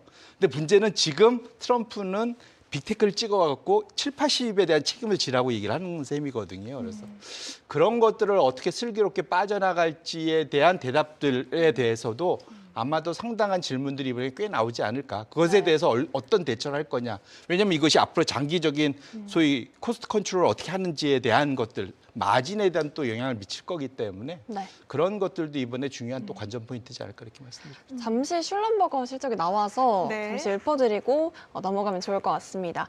에너지 유전과 관련된 기술 기업인 슐럼버거는 현재 주당 순이익은 0.78달러로 예상치인 0.74달러를 상회했고요. 또 매출의 경우에는 5천만 달러로 매출의 경우에는 97억 5천만 달러로 예상치인 95억 5천만 달러를 상회하는 결과가 나왔습니다. 아무래도 북미 지역의 이 유전 장비 및 서비스에 대한 꾸준한 수요에 힘입은 결과로 보이는데요. 사실 다음 주의 경우에는 또 엑슨모빌의 실적이 나오는 등 이 에너지 관련된 기업들의 실적도 꾸준히 이어질 것으로 보입니다. 에너지 쪽으로의 실적 발표는 기업들 단에서는 어떻게 보시는지 좀 궁금합니다. 기본적으로 지금 소위 유가 하락한 거에 비하면 사실은 에너지주가 상당히 잘 버텼고요. 사실은 원래 그 유가하고 미국의 에너지 ETF하고 그려보면 똑같이 움직이거든요. 사실은. 그런데 최근 들어선 유가는 하락했는데 작년 하반기에 에너지주는 옆으로 횡보 정도 했습니다. 그래서 잘 버텼다. 볼 수도 있고 또 거꾸로는 또 에너지가 지난 한 1년, 한 3년 놓고 보면은 가장 저조한 또 업종이거든요. 네. 수익률이 제일 안 좋잖아요. 그래서 확실히 그런 측면에서 놓고 보면 에너지에서 마지막 기회를 찾아야 되지 않느냐라는 이제 투자자들의 생각들이 좀 있습니다. 특히 이제 소위 가치주로 해서 이제 소재, 산업재는 이미 앞에서 한참 달려갔고 지금 3개월간. 지금 거기서 그다음에 뒤에 쳐져 있는 게 지금 에너지라고 생각을 하기 때문에 거기서 기회가 있지 않냐 생각을 하는데 거꾸로 말하면 또 유가 빠진 걸 보면은 그거를 버텨낸 걸 보면은 이미 사실은 주가가 어느 정도 그걸 또 반영한 거 아닌가라는 또 생각도 해볼 수 있어요. 거꾸로 네. 아까. 그래서 그렇게 놓고 본다면 예전의 스타일과는 좀 달리 지금 만약에 유가 빠진과 동시에 에너지 주가도 같이 빠져 있었으면 사실은 이번 텀에서 산업재 소재와 거의 유사하게 3등쯤으로 확 치고 올라갈 수 있었을 텐데 그러지 못한 이유는 사실은 좀 당겨놓은 그러니까 소위 방어를 했던 네. 분이 좀 있었지 않냐. 개인적으로는 저도 이제 에너지에 대해서 관심 있게 꾸준히 보고 있는데 그런 반반의 생각이 좀 있는 상황입니다. 그리고 말씀해주신 것처럼 다음 주에 뭐 마이크로소프트, 메타, 애플, 또 아마존, 테슬라 그리고 제가 개인적으로 좋아하는 샌디스크까지 실적 발표를 또 앞두고 있잖아요. 이 중에서 특히나 좀 가장 주목해볼 만한 시장을 움직일 수 있는 종목이 있다면 원픽 한번 들을 수 있을까요?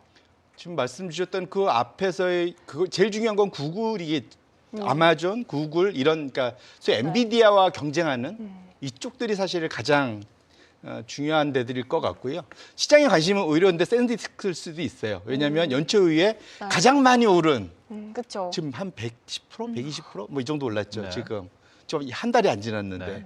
그래서 어마어마한 지금 상승세를 보였기 때문에 지금 아마 우리가 국내에서는 삼성전자, SK하이닉스, 뭐 현대차 연초 이후에는 현대차 얘기했네, 그죠?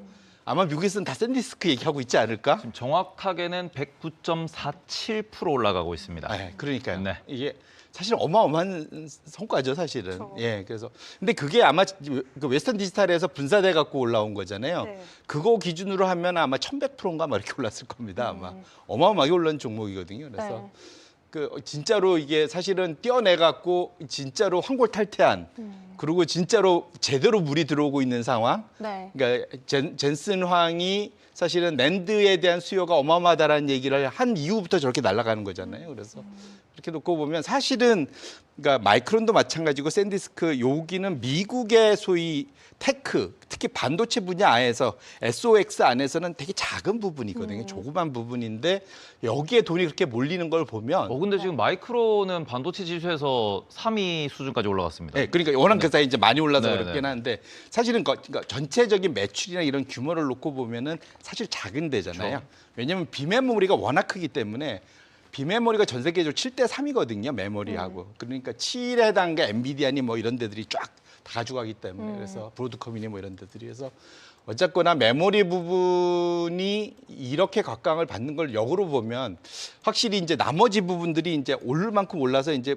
목에 차왔으니까 새로운 걸 찾는 거 아니겠습니까 또 그래서 그런 측면에서는 지금 미국에 우리 투자하는 입장에서는 이게 점점 뭐랄까요 이게 성공 확률이 좁아지고 있는 그런 걸 수도 있고 근데 국내 회사들을 놓고 봐서는 그래도 그나마 메모리 회사 위주로 국내에 있으니까 그런 측면에서는 아직 그나마 좀 다행이지 않을까 뭐 이렇게 양쪽을 그렇게 식으로 비교를 해볼 수 있을 것 같습니다. 근데 보통 이렇게 이게 단기에 50% 100% 올라가면은 항상 따라붙는 말이 쇼 터진다라는 이야기가 나올 수밖에 없는 상황이잖아요. 네, 네. 그러니까 이게 뭐 올해 1월 초에 많이 올랐다라고 하면서 샌디스크를 쇼 잡아 보자 하신 분들은 지금 2주 3주 만에 반토막이 난 상황이라고 볼 수 맞습니다. 있잖아요. 그러면은 여기서 지금 최근에 얘기가 나오는 게 쇼스키즈가 나오고 있는 것 같다라는 이야기도 나오고 있고요. 지금 최근에 급등세가 보였던 게 저희가 지금 그린란드 이슈가 나온 날 그날 기준으로 샌디스크가 10% 올라갔습니다. 그러면서 이번 주에 빠진 날 없이 계속 올라가고 있는 모습을 보이다 보니까 시장에서는 이거 쇼스키즈다 얘기가 나오던데 이런 부분은 어떻게 보고 계실까요? 쇼스키즈인지 아닌지는 그 보통 공매도 비율을 보면은 네. 알지 않습니까? 네. 그래서 오늘도 그 블룸버그의 뉴스가 나와서 저도 이제 그게 관심 있어갖고 이제 샌디스크를 저희 나름대로 이제 원픽으로 생각을 해봤는데 뭐냐면 지금 유동 주식수 중에서 지금 그 소위 그 공매도 한 그 비율 자체가 네. 한 4%에서 7.5%까지 늘었다고 그러더라고요. 지금 여긴 오늘 기준에서는 현재 추정치로 6.4% 정도 나옵니다. 그러면 쇼스키즈가 좀 시작되기 네, 시작한 네. 거죠. 그러니까 네. 대략적으로 지금 그 정도면 이까지 주가 올라간 걸로 기준하면은 손해가 대략 한 30억 달러. 그러면 그러면 4조 5천억. 예. 그러니까 4조 5천억을 지금 평가손을 봤었다는 거죠. 근데 그 중에서 일부는 이제 털고 나가고 네. 아직 버티고 있는 중간중간에 또 들어왔을 테니까 버티고 있는 건데 결국은 이들이 못 참고 이제 확 빠져나가는 것이 이제 쇼스키즈인데 지금 정도면 사실 쇼스키즈로 하긴 좀 어려울 것 같고요. 이들이 이제 못 참고 한 방에 확 빠져나가는 네. 그것이 이제 마지막 샌디스크의 이제 화려한 불꽃 시지 않을까? 뭐 개인적으로는 그런 생각도 해보고 있습니다. 그래서 어쨌거나 워낙 뭐 성과가 좋으니까 앞으로 실적이 좋다고 그러니까 많이 올라가고 측면이 있고 아마 포워드 기준으로 한 40배 정도 지금 뭐 이 정도 거래되고 있는 걸로 알고 있는데 포워드 지금 17배입니다. 아 17배였나요?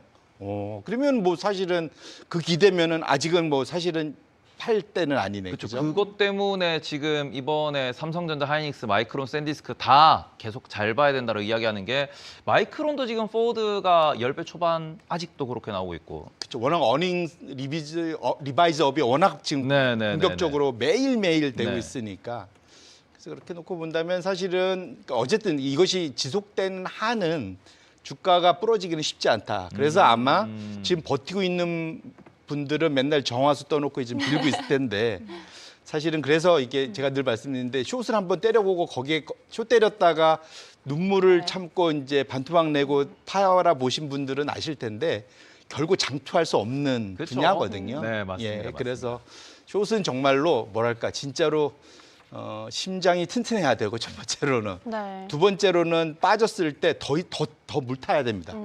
그것도 같은 게 아니라 더 많은 양으로. 그래서 상당히 어려운 플레이인 것만은 분명하기 때문에 저는 개인적으로는 개인이 숏은 숏으로 그렇게 돈을 벌려고 애를 쓸 필요는 없지 않을까. 차라리 쉬면 됩니다. 근데 숏 같은 경우에는 아무리 포인트를 잘 잡아서 실제로 주변에 루나 사태 전에 코인 시장에 대해서 숏을 이렇게 들어갔던 그런 투자자들도 계시는데 물론 레버리를 썼기 때문에 많이 번 것도 있겠지만 그냥 일반적으로 생각하면 숏은 아무리 많이 먹어도 100%가 한계거든요. 맞습니다. 근데 이걸 롱으로 매수로 오랫동안 장투 말 그대로 존버를 하면은 이게 2배를 갈 수도 있고 3배를 갈 수도 있고 10배를 갈 수도 있는데 굳이 100% 먹겠다고 숏을 보는 것 자체가 저는 의미가 없다라고 생각을 하거든요. 근데 정말로 확신 있을 때는 해도 되겠죠. 이건 말이 안 돼. 뭐 이러면서 사실은. 그래서 뭐 그러니까 그래서 인버스 투자들 하시다가 또 국내에서 요즘에 우는 분들이 이렇게 많다며요. 오늘 헤드라인도 나왔습니다. 네. 그러니까요. 이게 네. 인버스 투자했다가 눈물 흘리는 분들도 많은데, 근데 이게 뭐 이런 것 같아요. 네. 아까 말씀하신 대로 숫자로 생각해봐도, 그러니까 최대는 2배고, 저기는 롱 온리로 가면은 이게 무한대고, 사실은 수익률로 그러는데 그냥 또 쉽게 이게 마음, 아까 이게 우리가 사람이 마음을 곱게 써야지 남 망하기를 바라면서 돈을 버는 거는 뭐 사실은 그것도 그렇게 그러니까 인간의 또 심성에 반하는 내용인 것 같아요. 그래서 우리가 마음을 곱게 써야 된다는 말도 있지 않습니까? 그래서 차라리 남이 안 될 것 같으면 멀리하자. 뭐 이렇게 제 인생의 목표는 착하게 살자로 바꾸겠습니다. 아하. 저희가 혹시 다음 주제로 넘어가기 전에 제가 한번 태분에게 여쭤보고 싶은 게 있는데 혹시 네. 여자친구 생기셨나요? 아니 지금 댓글에서 제가 너무 재밌는 댓글을 봤는데 아직님께서 대한민국의 3대 빈, 원빈, 현빈, 태빈 그리고 태희번님 얼굴은 현빈 같은데 몸은 왜 박재범이에요도 있고요. 태희번님 웃지 마세요. 박보검 같으니까 라는 댓글을 3연타로 날려주셔서 제가 너무 당황해가지고 한번 여쭤봅니다. 계좌 찍어 놓으세요. 네, 감사합니다. 네. 그 가족이 뭔가 좀 의심되는데요. 어머니 착하게 아니세요? 살자. 이거는 가족이 아니면은 해명이 안 될 것 같긴 한데 알겠습니다. 더 논란을 키우지 않고 우리 네. 민캐스터의 네. 오프닝 뉴스로 넘어가 볼게요. 그래서 제가 오늘 아주 그냥 그 못된 마인드로 민캐 오프닝 뉴스를 뺏어 보도록 하겠습니다. 아니에요. 제가 다시 뺏을게요. 왜요? 아니 지금 아주 중요한 뉴스가 나와가지고 요걸 듣고 이제 네. 우리가 두 분이서 알겠습니다. 제가 오늘 합의를 넘겨드리도록 하겠습니다. 알겠습니다. 오늘 제가 아주 나쁜 사람이 되어보도록 하겠습니다. 왜냐 그러면은 일단 저희 실적에 대한 이야기는 많이 했고 그다음에 다음으로 우리가 기대해야 되는 거는 결국 빅테크들이 어떻게 어닝을 끌어올릴까인데 되게 지금 실적 발표 직전에 묘한 뉴스가 쌓이고 있고 특히 아마존의 뉴스가 나오고 있는데 요거 화면 좀 연결해 주시면요.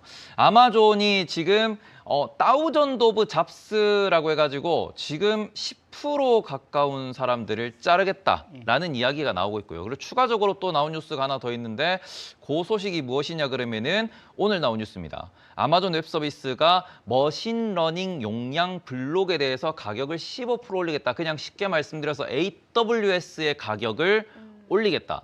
클라우드 사용료를 올리는데 사람은 자르겠다.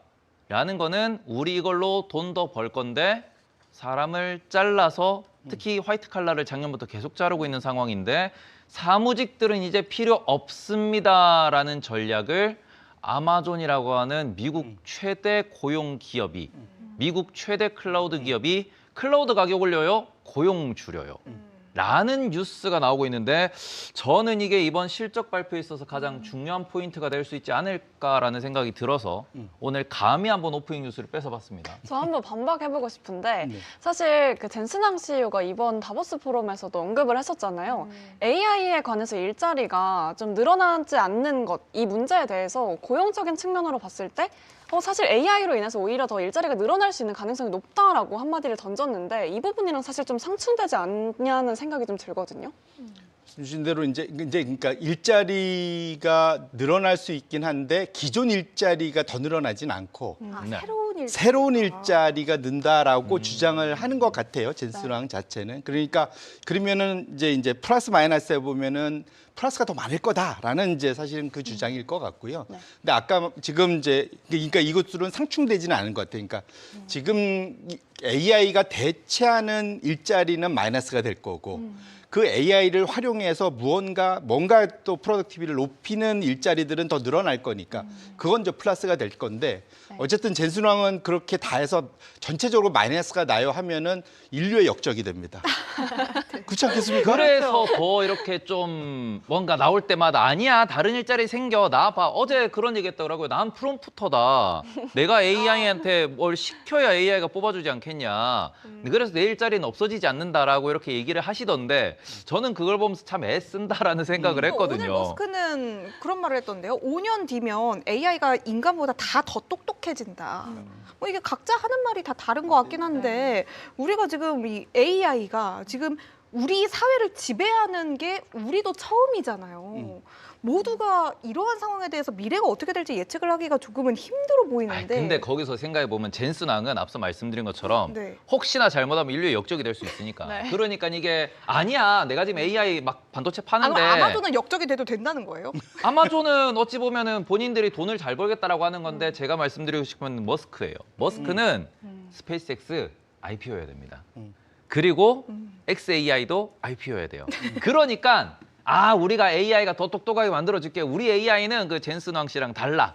이런 관점, 그러니까 개개인의 지금 그 본인의 목적이 녹아 있는 그런 발언들이기 때문에 여기에서 저희 송재경 대표님의 생각은 어떠신가? 너무 저희가 어려운 토론을 다 해놓고 대답을 해주세요. 네. 이렇게 넘기고 있는데. 이게 2부입니다. 네. 그렇군요. 물론 대표님도 이게 뭔가 사기당한 느낌이 확 드는데. 대표님도 물론 모르시겠죠. 어떻게 될지 누가 알겠어요. 그냥 한번 얘기를 해보는 거죠. 근데 일단 아마존은 지금 두 분기 연속 지금 프리캐시 플로우가 거의 안 나오고 있어요. 그러니까 그게 무슨 말이냐면 지금 AI 군비 경쟁을 하고 있는데 투자를 계속 해야 되는데 프리캐시 플로우가 거의 안 나온다는 얘기는 돈 빌려야 된다는 얘기잖아요, 사실은. 아니면 내 캐시를 헐든가 그 두 개를 동시에 같이 하고 있는 건데 상대적으로는 프리캐시 플로우가 잘 나오는 구글이나 이런 데는 잘 버티고 있는데 구글, 마이크로소프트 정도. 사실은 나머지들은 이제 프리캐시 플로우가 상당히 지금 거의 지금 원래 아마존은 타이트하게 나오는 데였고 메타는 그 떨어지는 속도가 어마어마하게 지금 빠르게 줄고 있고 그래서 그렇게 놓고 보면 결국은 AI 투자를 계획한 대로 계속 가려고 하면 뭔가는 줄여야 돼요, 사실은. 이제 근데 그걸 줄일 수 있는 게 요즘에 아무도 거기에 반박을 못 하는 게 우리가 AI 때문에 사람을 자른다 그러면 뭐라 안 하잖아요, 사실은. 그러니까 우리나라 그러니까 아직 지금 특히 미국 안에서는 이게 약간 뭐랄까 약간 좀 신성시된 뭐 이런 느낌이 있어서 아무도 거기다 반박을 안 하다 보니까 네. 이게 이제 사실은 AI 핑계를 좀 과하게 되는 거 아닌가라는 측면도 저는 개인적으로 좀 있는 것 같아요. 좀 특히 사람 자른다면서 무조건 다 AI 얘기되고 있으니까. 근데 사실은 그것도 분야별로 어떤 거는 AI가 대체를 잘하는 분야도 있지만 또 꼭 다 AI가 다 대체를 잘할 수 있는 거는 아니고 또 사람들마다 지금 아까 5년 후에 AI가 인간을 넘어설 거라고 그러는데 사실은 또 그걸 상당히 좀 비관적으로 보는 분들도 꽤 많아요, 지금. 그러니까 뭐 지금 현재의 LLM 스타일로는 이미 여기서 발전이 한계에 왔다라는 소위 구루들도 꽤 점점점 늘고 있거든요. 그러니까 애초에 이 LLM의 최초의 소위 그 파운더들 같은 사람들이 지금 다 하나둘씩 지금 거기에서 뭐랄까 그러니까 지금 우리가 그러니까 이 산이 아닌가벼 한마디로. 이 산이 아닌가벼. 우리 지금 새로운 산을 찾아야 돼. 네. 새로운 길을 찾아야 돼. 이렇게 얘기하는 사람들도 많기 때문에 그런 측면에서 놓고 보면 아직은 그것을 우리가 너무 예단할 필요는 없다. 그러니까 지금 무슨 말이냐면 지금 AI로 결국은 살아남는 정말로 위너가 누가 될 거냐는 지금은 아직도 누군지는 불분명한 상황이다. 네, 그래서 지금 여기에 어마어마하게 돈을 쏟아붓고 있는데 이걸 이 중에 진짜 위너가 누가 될지는 사실은 몇 년, 진짜 그 5년이 지나봐도 진짜로 거의 다 죽어 있을 수도 있습니다. 정말로 그 생산성이 제대로 안 나와 있으면. 왜냐면 지금 돈은 계속 들어가잖아요, 지금. 그러니까. 그리고 정말 그 안에 누군가가 남들보다 탁월하게 이걸 찾아내면 전 세계를 호령하겠죠. 거기를 이제 저희가 몰빵을 해야 된다. 근데 그거는 가봐야 아는기 때문에 이건 미리 알 수가 없기 그렇죠. 때문에. 네. 왜냐하면 우리가 2000년대로 돌아가서 생각해 보면 그때 인터넷의 위너가 아마존이 될 거라고 누가 생각했습니까? 그렇지 않습니까? 사실은 그때 아마존은 원오브댐이었어요. 그 외에 어마어마한 다른 데들이 많았습니다. 근데 네. 다 사라졌잖아요, 사실은. 아마존도 그때 고점 대비 10분의 1 토막까지 나서 그것이 회복되는데 10년이 넘게 걸렸어요, 사실은. 그러니까 그러한 과거의 전적들이 있기 때문에 그래서 우리가 지금 분명 AI가 앞으로 장기적인 대세는 맞는 것 같은데 정말로 위너 테이크스 할 그 위너가 누구일지는 지금도 계속 와치하면서 쫓아가야지 정말로 신생에서 올라올 수도 있거든요. 네. 진짜로. 그러니까 지금은 미리 정해놓지 말고 지금은 열린 마음으로 이게 이제 오픈 AI가 아니라 오픈 마인드로 봐야 될 필요가 있겠다 이렇게 봤습니다. 결국 AI 시장 자체는 어쨌든 확장이 된다라는 부분에 대해서는 동의를 하시는 건 거죠? 그러니까 지금 모든 데가 글로 가고 있기 때문에 예. 근데 문제는 이제 그것이 다 주가로 연결될 거냐 꼭 그렇지는 않다. 그거를 이제 반영할 필요는 있겠다 봤습니다. 주가의 방향도 뭐 각기 달라지겠네요. 제가 채팅창을 보다가 요게 눈에 띄었습니다. 이 방송 게스트 오시는 분들은 일단 부처님 수준의 인성을 갖추신 것 같다. 뭘 여쭤봐도 다 대답을 해주신다고 하고 어떤 분은 그것도 있었어요. 금요일마다 게스트가 바뀌는 이유가 있다는데 이거 좀 억울하지 않나요? 원래 매일매일 바뀌게 구조가 되어 있는 거예요, 여러분. 저희가 괴롭혀서 매일 바뀌는 게 아닙니다.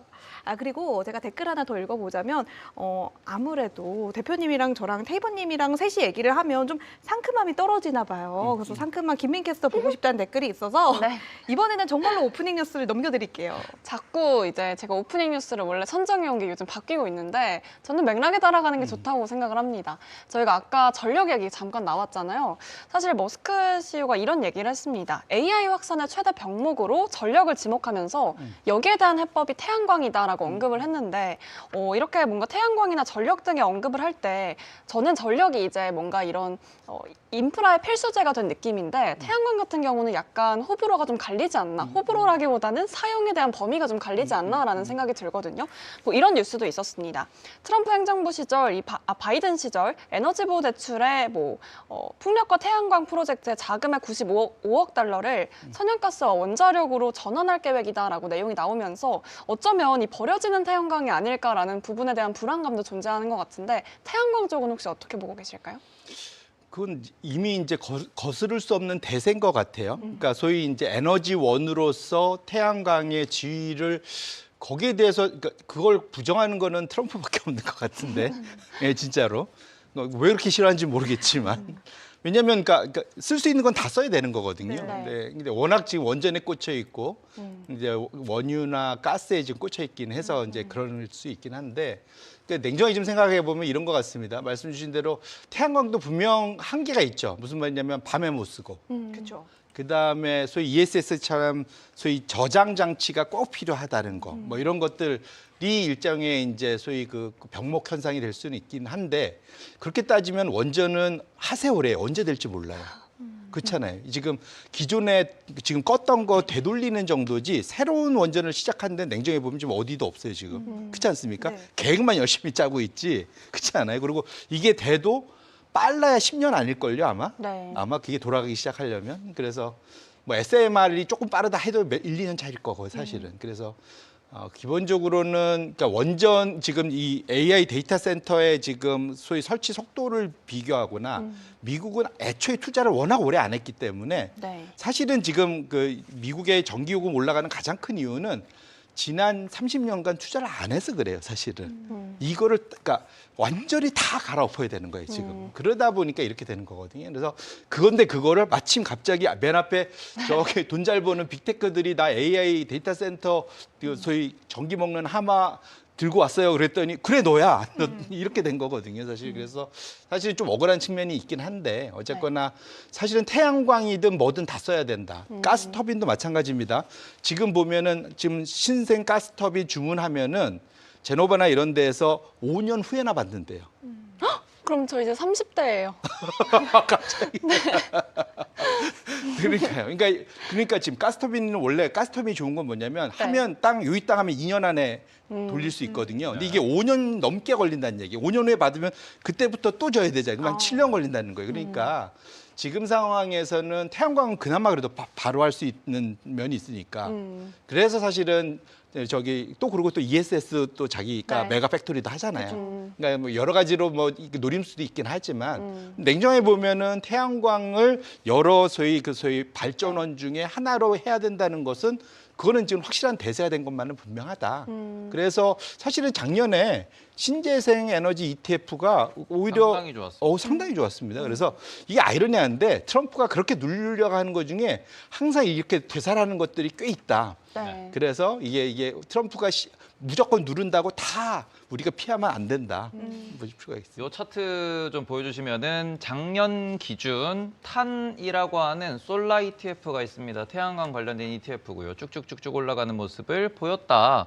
근데 지금 다보스 포럼에 가가지고 또 이야기했죠. 풍력은 사기다. 이런 얘기를 하고 친환경 관련돼 가지고 이게 아마 저기 지금 워싱턴에 계실 거예요. 오늘은 워싱턴 집무실에 계신다 했으니까. 근데 워싱턴에서도 저희 방송을 보는 것 같습니다. 왜냐하면은 딱 10분 전에 이런 거를 쓰셨어요. 네. 아주 기록적인 한파가 이제 40개째 올 것인데 아주 보기 드문 현상이고 이러면은 가스가 오르고 인플레가 오르겠죠. 그러다 보니까 환경운동가 여러분, 도대체 지구온난화가 어떻게 된 겁니까? 우리 석유, 석탄 써서라도 인플레 잡아야 되지 않겠습니까? 라는 말이 들리는 것 같아요. 그러니까 지금 태양광도 마찬가지고 뭐 계속 얘기하는 거 보면은 그런 부분에 있어가지고 인플레이션을 걱정할 수밖에 없는 거고 지금 겨울에 한파로 천연가스 가격이 급등을 하다 보니까 이런 부분을 지금 실제로 이야기를 하고 있는 거고 어찌 보면은 이제 가스 가격이 올라가서 이 전기요금이 올라가는 에너지 가격이 올라가는 거를 친환경 탓을 하려고 또 글을 쓰시는 것 같거든요. 그럼 이렇게 되면 혹시나 미국이 우리가 다들 아시다시피 파리 기후 협약 같은 데 안 들어가 있습니다. 그러면서 자기네는 CO2 막 배출시키면서 환경 얘기하고 이럴 때는 이제 교수들은 열심히 떠들지만 미국 정부는 CO2를 제일 많이 배출하고 있죠. 혹시나 석탄 쪽으로 되돌아가는 움직임은 나오지 않을까요? 트럼프 정권 하에서? 충분히 가능성이 있습니다. 아. 충분히 저는 가능성이 있다 보고 지금 사실은 그래서 아까 전에 AI가 신성시되면 네. 석탄도 돌리자는 얘기 나올 수 있어요, 사실은. 예, 충분히. 이미 중국은 열심히 돌리고 있고요. 네네네. 뭐 그래서 일정 부분은 그러니까 사실은 석탄 가격이 그래서 아마 보시면 작년에 조금씩 올랐어요, 사실 석탄도 가격 자체가. 네. 그래서 소위 난방용, 연료탄이 꽤 올랐기 때문에 그래서 실제로는 지금 뭐랄까 에너지 자체가 전반적으로 부족한 상황인 거는 맞아서 네. 그런 측면에서 놓고 보면 특히 이번에 지금 보니까 이 북극 한파가 또 되게 오래간만에 세게 오는 거는 맞는 것 같아요. 이미 러시아 쪽은 유럽은 한번 쓸고 갔고 북미 쪽으로 진짜 막 지금 밑으로 내려오는 것 같아요. CNBC 기사도 나왔는데 토요일에 항공편이 미국에서 한 1000여 편 정도가 취소된다고 하더라고요. 네. 너무 그 북극 한파가 너무 심하게 와가지고. 그래서 절반 아마 미국의 한 1억 8천만 명한테 영향을 준다 그러니까 거의 썬벨트 가까이까지 내려온 거라고 봐야 되겠죠. 그래서 네. 상당히 영향을 확실히 주는 것 같아서 몇 년에 한 번씩 이게 꼭 오는 것 같아요. 이게 북극 뭐죠? 북극의 이름이 갑자기 생각 안 나는데. 제트 기류. 예, 그게 갑자기 네. 느슨해져 갖고 이제 네, 거기서 네. 북극의 찬 것이 쫙 지금 흘려 내려오는 거잖아요. 네, 네, 네. 이게 제가 한 5년인가 7년 전에도 이 기사를 똑같이 봤었거든요. 네, 네, 네. 그래서 블룸버그에서 익스플래너 있잖아요. 그렇게 그 설명했던 거 그대로 다시 쓰더라고요. 보니까 이번에 재활용해 갖고. 그래서 그런 걸 보면은 이게 몇 년에 한 번씩 오는데 이번에도 우리가 한 2, 3년 되게 겨울이 따뜻했잖아요. 그렇죠. 네. 그래서 천연가스도 이것도 숏스퀴즈가 지금 많이 되고 있는 거라더라고요. 사실 그래서 지금 거의 그 2달러 뭐 이 정도인 게 거의 6달러 가까이 갔다가 조금 빠졌는데 네. 그래서 지금 근데 진짜 천연가스는 그걸 누가 진짜 대단한 강심장으로 투자들 하는 분들이 있더라고요. 진짜 그 차트만 보면 심장이 벌렁벌렁해서 못할 것 아, 근데 같은데. 그 대표님도 아시다시피 이게 비트코인이 등장하기 전 정말 야생의 야만의 시대 때는 이게 레버리지는 천연가스다라는 거를 저희가 언뜻 듣고 배운 적이 있어서 그때로 돌아가는 게 왜냐면 요즘 코인이 재미가 없으니까 그래서 또 천연가스에서 열심히 트레이딩하는 분들도 계시지 않을까라고 살짝 한번 추측을 해봅니다. 네. 그래서 저는 하여튼 그 차트만 봐도 심장 건강에 안 좋겠다 이런 아유, 개인적으로 생각. 아유, 오히려 심장이 너무 이렇게 뛴다. 하죠. 트레이더들은 오히려 저게 돈으로 보인다. 일 아. 수도 있기 때문에 스릴을 즐기면서. 조심하세요. 네. 아니, 저는 머스크 이야기가 나온 김에 머스크가 다보스 포럼에서 한 말에 대해서도 한번 저희가 짚어보면 좋을 것 같아요. 제가 알기로는 일론 머스크는 그동안 다보스 포럼에 대해서 지루해 이렇게 말을 해서 그동안 되게 반감이 좀 짙었던 걸로 알고 있는데 정말 뭐 갑자기 이례적으로 참석해서 뭐 이런저런 말들을 많이 남겼습니다. 뭐 옵티머스를 2027년 말까지 뭐 시중에 판매를 할 것이다라는 그림까지도 그리고 있는데 제가 기억하기로 원래 2015년 말 아니었나요? 말이야. 사실 원래 내일 로봇 바뀌시는 공격권에서 분이니까. 뭐 이렇게 지연된 경우가 되게 많았던 것 같긴 해요. 과거를 좀 뒤집어 보면. 네. 그리고 우리가 여기에 대해서 이번에는 뭐 현실 가능한 시나리오라고 좀 봐도 되는 포인트인 건지 테슬라 주가가 그래서 좀 좋았거든요. 그러니까 말씀 주신 대로 지금 머스크는 그 뭐랄까 다 노림수가 있는 얘기를 하는 스타일이죠. 네. 그리고 지금 필요해서 지금 나온 거죠. 너무 사실은. 노골적이잖아요. 예, 결국은 올해 지금 사실은 그러니까 그래서 이제 제가 두 번째는 스페이스X의 IPO가 상당히 좀 중요해 보인다라고 말씀드리고 싶은데 지금 좀 서두를 넣어서 아마 7월까지 마무리를 지려고 네. 하는 것 같아요. 이제 가장 큰 이유가 그 지금 작년 한 해 동안 그러니까 지금 그러니까 올해 지금 대여라고 하죠 보통 이 초대형 IPO 하는 데가 스페이스X도 있지만 다른 데들 엔트로픽 뭐도 있고 아마 작년에 그 정부 셧다운 때문에 밀려 있는 데들이 몇 군데가 더 이번에 얹어질 겁니다. 그러면 작년 한 해 동안 IPO로 시장에서 걷어간 돈이 460억 달러, 480억 달러 뭐 이 정도 되는데 지금 스페이스X 혼자 300억 달러 이상을 가져갈 거거든요. 네.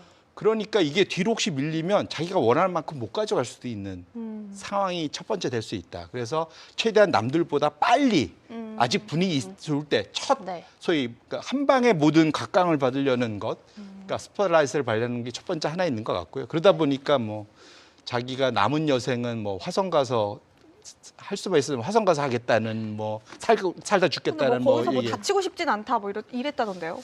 아니, 그러니까 무슨 말이냐면 6개월 걸리는데 가다가 혹시 행성 같은 거에 중간에 운석 같은 거에 맞으면 내가 못 가니까 그런 일만 벌이지 않으면 내가 거기 도착해서 네. 거기서 여생을 마감했으면 좋겠다라는 좀 진짜 속마음이 그런지는 알 수 없지만 그때는 진심인 것처럼 얘기하는 거잖아요. 그래서 뭐 어쨌든 그런 식의 얘기를 어쨌든 하는 것이 첫 번째고 근데 이것이 뭐하고도 연결이 되어 있냐면 그렇게 해서 사실은 300억 달러를 땡겨야만 지금 하는 가장 큰 이유가 뭐냐면 스페이스X가 또 어디에다 투자를 했냐면 XAI에 또 투자를 이미 합니다.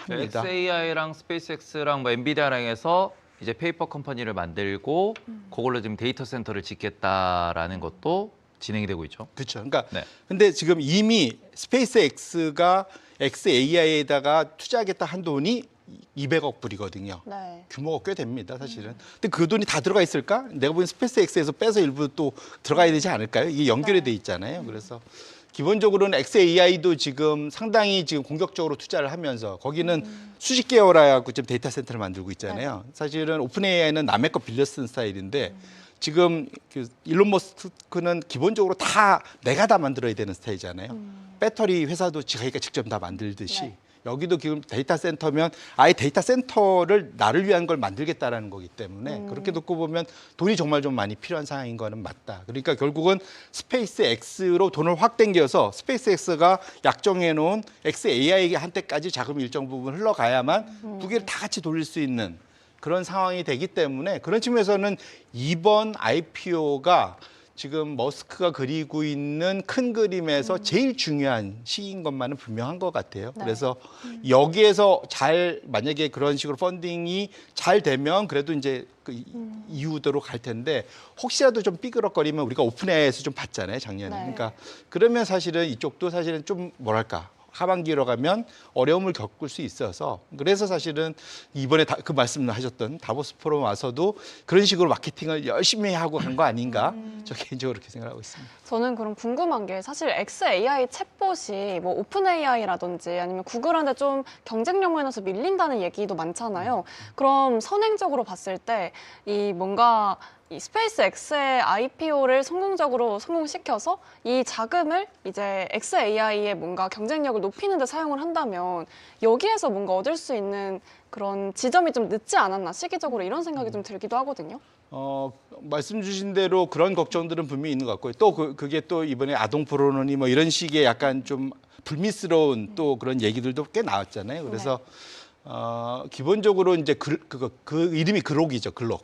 네, 글록이 잘한다는 것도 있고 못한다는 데도 있는데 뭐 사실은 이제 그는 뭐랄까요. 어쨌든 그 소위 랭킹에선 보면은 안 보이죠, 사실은. 네. 지금 랭킹에서는 재미나이가 이제 압도적이고 그 다음에 이제 나머지는 도토리 키재기 하는 뭐 이런 정도의 수준으로 좀 확실히 바뀌어 있는 것만은 분명한 것 같은데 다만 확실히 근데 뭐 xAI의 투자 속도는 상당히 이제 공격적으로 하고 있는 거는 맞다. 네. 그래서 이제 그 돈이 더 중요한 거죠. 그 돈이 지금 왜냐하면 작년까지 지금 아마 지금 이비타 기준으로 원래 작년 말로 1년 동안 예상한 게 아마 220억 달러 마이너스인가 뭐 이 정도 생각인데 280억 달러인가 더 많이 나온 것 같아요. 에비타가 마이너스니까 상당히 사실은 소위 캐시 번하고 있는 거죠. 그래서 그걸 위해서라도 투자를 지속적으로 더 해야 되기 때문에 이번 IPO가 사실 스페이스 X의 IPO지만 마치 xAI IPO나 마찬가지다. 사실 이것이 다 연결돼 있어서 네. 근데 이렇게 다 연결이 돼 있어요. 그 xAI 밑에 또 X가 있거든요.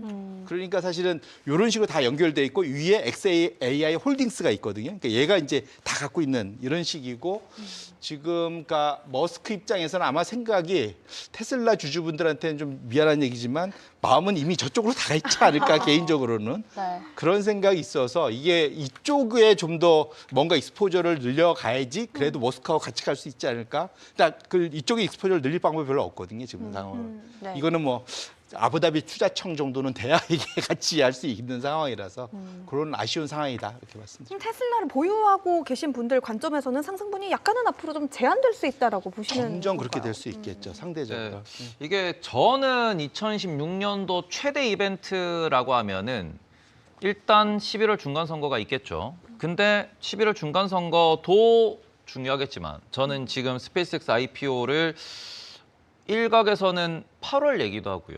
9월 얘기도 하고 확정은 되지 않았지만 중간 선거 직전에 한두 달 전에 할 것 같다라고 이야기를 하는데 일단 서두르는 이유에 대해서 xAI에 돈도 필요하다라고 말씀을 해주셨지만 경쟁자가 있잖아요. 엔스로픽도 IPO를 하겠다. 그러다 보니까 오픈 AI도 IPO를 하겠다.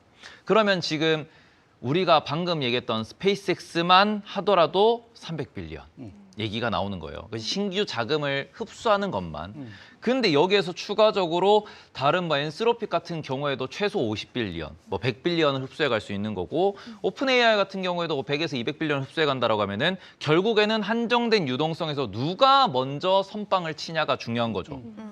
누군가가 IPO를 해가고 시장의 유동성이 확 말라버리면은 그 다음 IPO는 흥행하기 어렵게 될 것이고 그렇게 되면은 이게 셋 중에 먼저 IPO하는 기업의 그 타이밍에 맞춰가지고 시장의 유동성이 많이 좀 요동칠 수 있겠구나.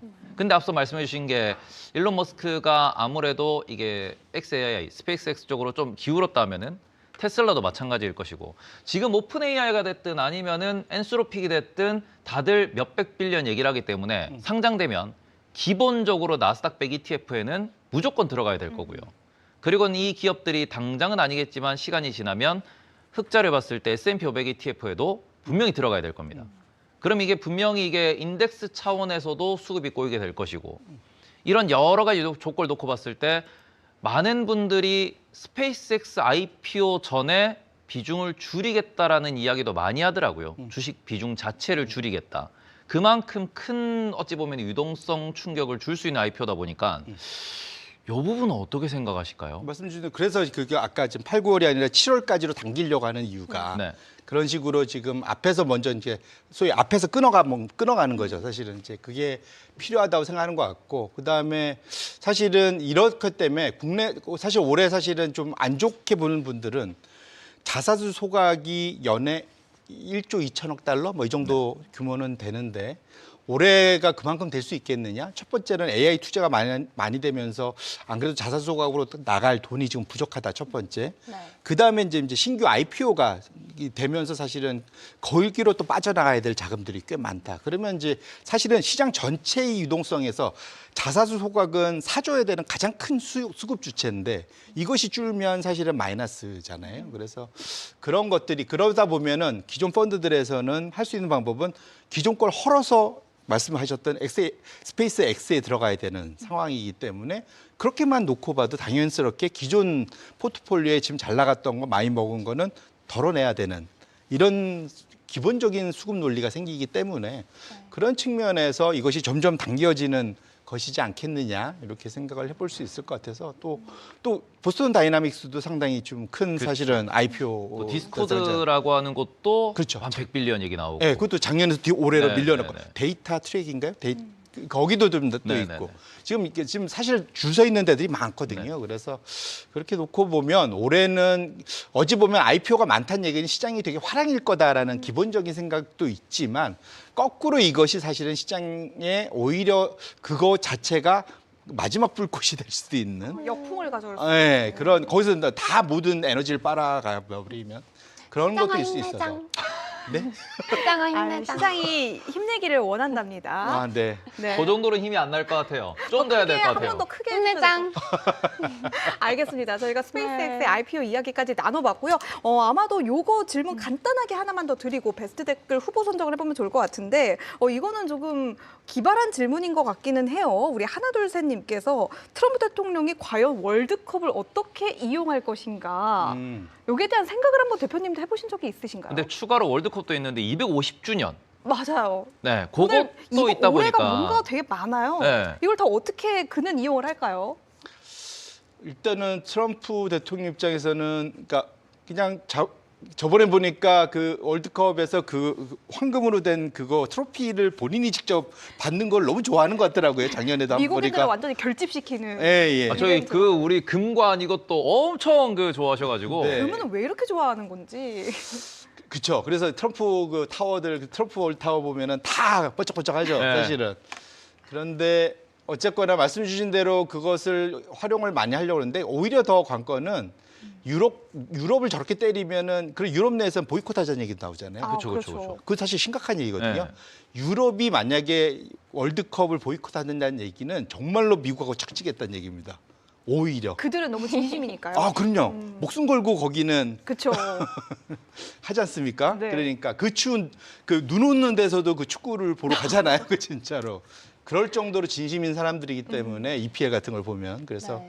어쨌거나 지금 사실은 월드컵이 미국 트럼프 입장에서는 어찌 보면 그냥 원 오브 댐의 이벤트일 텐데 유럽과 또 멕시코도 사실은 또 축구에 목숨 거는 데잖아요. 그쵸. 사실은. 네. 그래서 그렇게 놓고 본다면 사실은 그나마 지금 그린랜드가 약간 봉합해서 수면 아래로 내려가긴 했지만 결국 이게 유럽과의 이슈고 이것이 조금만 더 불거지면 유럽에서 그러니까 지금 미국 자산을 당장 팔지는 않더라도 아마도 바로 보여줄 수 있는 것은 보이콧일 가능성이 있어서 오히려 우리는 그 시그널을 저는 그걸 그러니까 트럼프가 어떻게 활용할지의 이슈라기보다는 유럽이 얼마나 진심인지를 볼 수 있는 것은 소위 이제 월드컵 보이콧 여부다. 네. 그것은 상당히 중요한 변곡점이 될 수도 있겠다 이렇게 봤습니다. 네. 월드컵 보이콧은 저 생각을 한 번도 못 해봤는데 이게 진짜 뭐 파급 효과들이 정말 크네요. 그럼 250주년에 뭐 군사 퍼레이드 얘기가 있잖아요. 그것도 그분도 특이해도 작년도 보면 군사 퍼레이드 할 때 보면은 근데 대부분 군사 퍼레이드는 이 약간 공산 국가들에서 해지 멋있는데 그쵸. 각 잡고 탁탁. 계획하고 계시는 것들이 너무 많으셔. 근데 미군들 하는 거 보셨죠? 네. 이게 보고 있으면 짜증나지 않아? 대체 왜 하는 거야 이런 생각 들잖아요, 사실은. 각도가 착착착 맞아야 돼요. 어슬렁어슬렁 막 이렇게. 아니, 사실 그런 분들이 싸움은 더 잘할 텐데 각 잡는 거보다. 근데 굳이 저걸 왜 해야 되지? 근데 어쨌든 이런 표현했지만 트럼프도 이 앞에서 가오 잡는 건 확실히 좋아하는 것 같다. 아, 그 정도로 그냥. 보통 좋아하시는 게 아니죠. 그래서 잘 부러워하잖아요. 그러니까 트럼프가 제일 부러워하는 자리는 시진핑 자리하고 푸틴. 푸틴 자리가 네. 분명한 것 같습니다. 혹시 북에 계시는 분은 안 부러워하실까요? 아, 근데 거기는 좀 약해서. 뭐랄까? 아니, 그렇죠. 여기는 좀 상대적으로 너무 약하긴 맞짱 하죠. 뜰 만한 데가 아니라서. 네. 알겠습니다. 여기가 저희가 이렇게 프리마켓 뉴욕이네요. 네, 재미있는 질문까지 해봤고, 저희가 시간이 약간 애매하긴 한데, 우리 김민 캐스터가 마지막으로 야호. 지금 금요일을 마무리하는 네. 질문 하나만 좀 드려볼까요? 사실 엔비디아 오늘 막차입니다, 여러분. 네? 아시나요? 뭐가 오늘 사실 프리마켓 뉴욕에 저 유행어들이 여러 가지가 있는데 애플 오늘 막차입니다. 이런 댓글이 종종 달리거든요. 제가 한번 지어봤습니다. 한 가지 여쭤보고 싶은 게 한 2시간 전에 나왔던 뉴스가 있습니다. 중국이 알리바바, 텐센트, 또 바이트댄스 이렇게 또 엔비디아 H200 칩을 구매를 허용한다라는 기사가 나왔는데 사실 국산 칩 구매를 장려하는 선에서 이 비율을 다르게 조정한다라는 이야기도 함께 나왔거든요. 그런데 이 분량 조절이 되게 중요할 것 같아요.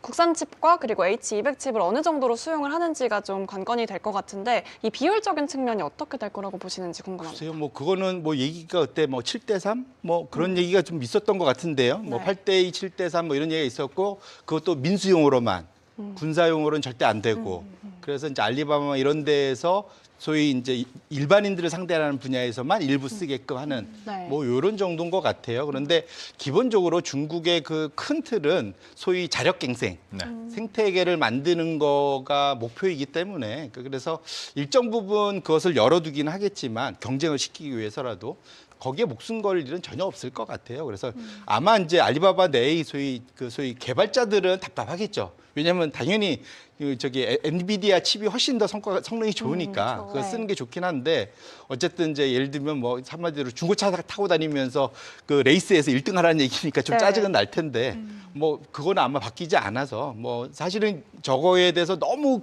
많은 점수를 줄 필요는 없지 않을까 이렇게 말씀드립니다. 중국의 어찌 보면은 정책 혹은 지금 미국의 정책을 놓고 보면은 저는 개인적으로 텐센트와 알리바바가 불쌍하다라고 생각을 하는 게 지금 미국에서는 미국 기업들이 사는 엔비디아 칩 가격보다 25% 관세를 더해서 중국에 팔아라. 그래서 얘들이 100억 주고 사는 거를 125억으로 사는데 문제는 중국 정부에서도 야, 우리나라 기술도 개발해야 되니까 너거 그 미국 칩을 100억치 샀으면은 추가로 중국 칩도 50억치 사라. 이런 식으로 접근하니까 알리바바 입장에서는 텐센트 입장에서는 미국 기업은 100억 들이면 꾸릴 수 있는 데이터 센터를 얘들은 더하고 더해서 200억을 들여서 데이터 센터를 만들어야 되는 게 현재 중국 테크 기업들의 현실이다라는 점. 그러니까 이게 뭐 실제로 중국 칩을 사서 쓰든 안 쓰든 강매거든요. 제가 생각했을 때는. 그래서 그건 강매 입장에 좀 보셨으면 좋겠고 시간이 살짝 남아 있어가지고 오늘 송재경 대표님은 뭐 이렇게 관심주 특징주가 없기 때문에 제가 오늘 너무 관심 가는 종목이 하나 있어서 그걸 하나 말씀 좀 오늘 드리고 분량 싶어요. 욕심 너무 많아요. 이제는 후보 선정으로 넘겨야 될 것 같은데. 1분만요. 알겠습니다. 네, 뭐냐 그러면 아리스타 네트워크입니다. 왜냐 그랬을 때 아리스타 네트워크가 실적 발표를 앞둔 상황인데 지금까지 계속 소외를 받았던 기업인데 저는 약간 어찌 보면 이렇게 우상향할 수 있는 종목에 기술적인 특이점이 왔을 때가 저는 조금 관심이 가는 타이밍이다라는 말씀을 많이 드리는데 이렇게 지난번 실적 발표 이후에 횡보하던 기업이 어제자로 메타와 함께 매수 보고서가 강하게 나왔습니다. 그러면서 장기 평선에서 쫙 위로 올라오는 모습을 보이면서 최근 박스권이라고 하는 이런 뭐 장기 평선 위로 올라오는 모습을 보였기 때문에 아리스타 네트워크는 지금부터 실적 발표까지 좀 유의미하게 관심 갖고 보시면 어떨까. 이 기업의 장기 차트를 보여드리면은 이 친구도 계속 우상향하는 통신 장비 인프라의 1등 대장 기업입니다. 그렇기 때문에 그런 부분에서는 아리스타 네트워크 실적 발표 전에 공부해 볼 만하다라는 그리고 매수 보고서가 나왔다라는 부분에 있어서 한번 말씀을 드리고 싶었고요. 저도 30초만 가져가도 되나요?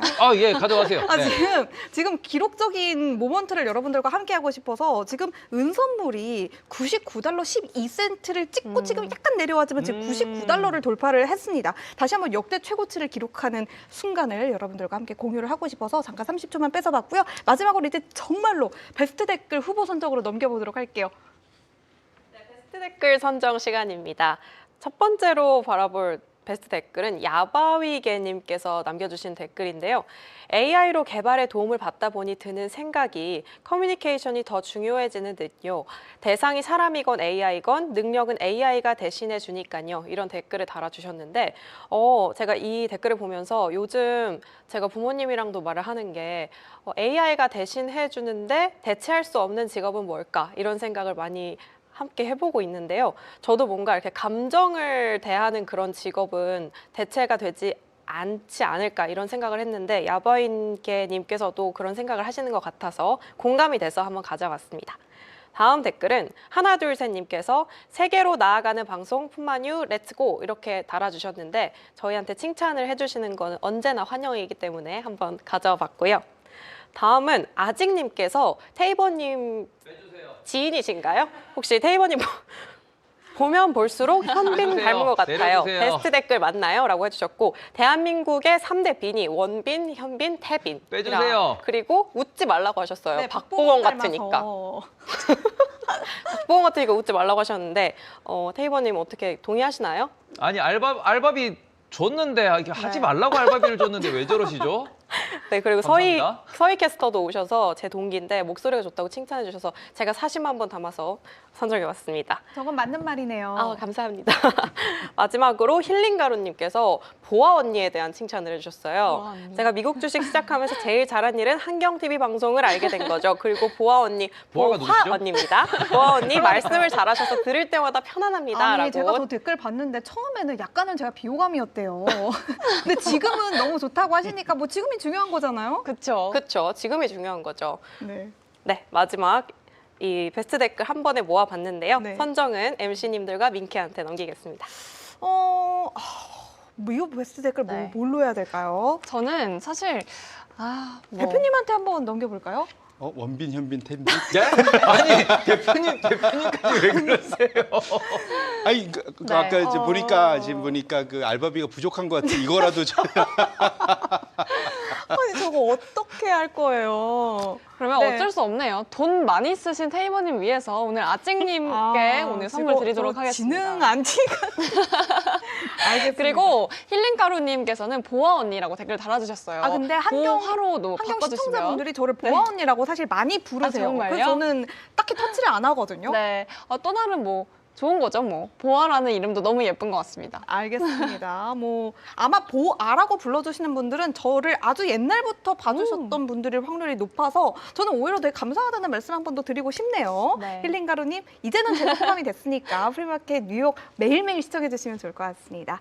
알겠습니다. 이렇게 베스트 댓글까지 선정을 해봤습니다. 아직님께는 저희의 친필 사인과 네. 메시지가 담긴 책이 준비가 되어 있으니까요. 태빈님 마지막으로 네, 말씀하시죠. 태빈님 마지막으로 한 말씀만 해주세요. 이 방송 괜찮아요. 이거? 아, 네. 저는 할 말이 없어서.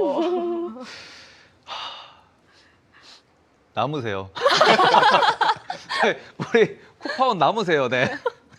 오늘 남아야겠다. 무슨 잘못이에요? 알겠습니다. 이렇게 베스트 댓글까지 선정을 해봤습니다. 프리마켓 뉴욕 2부 오늘은 디맨던 투자자문 송재경 대표님 모시고 이야기 나눠봤습니다. 대표님 오늘 말씀 고맙습니다. 네, 고맙습니다.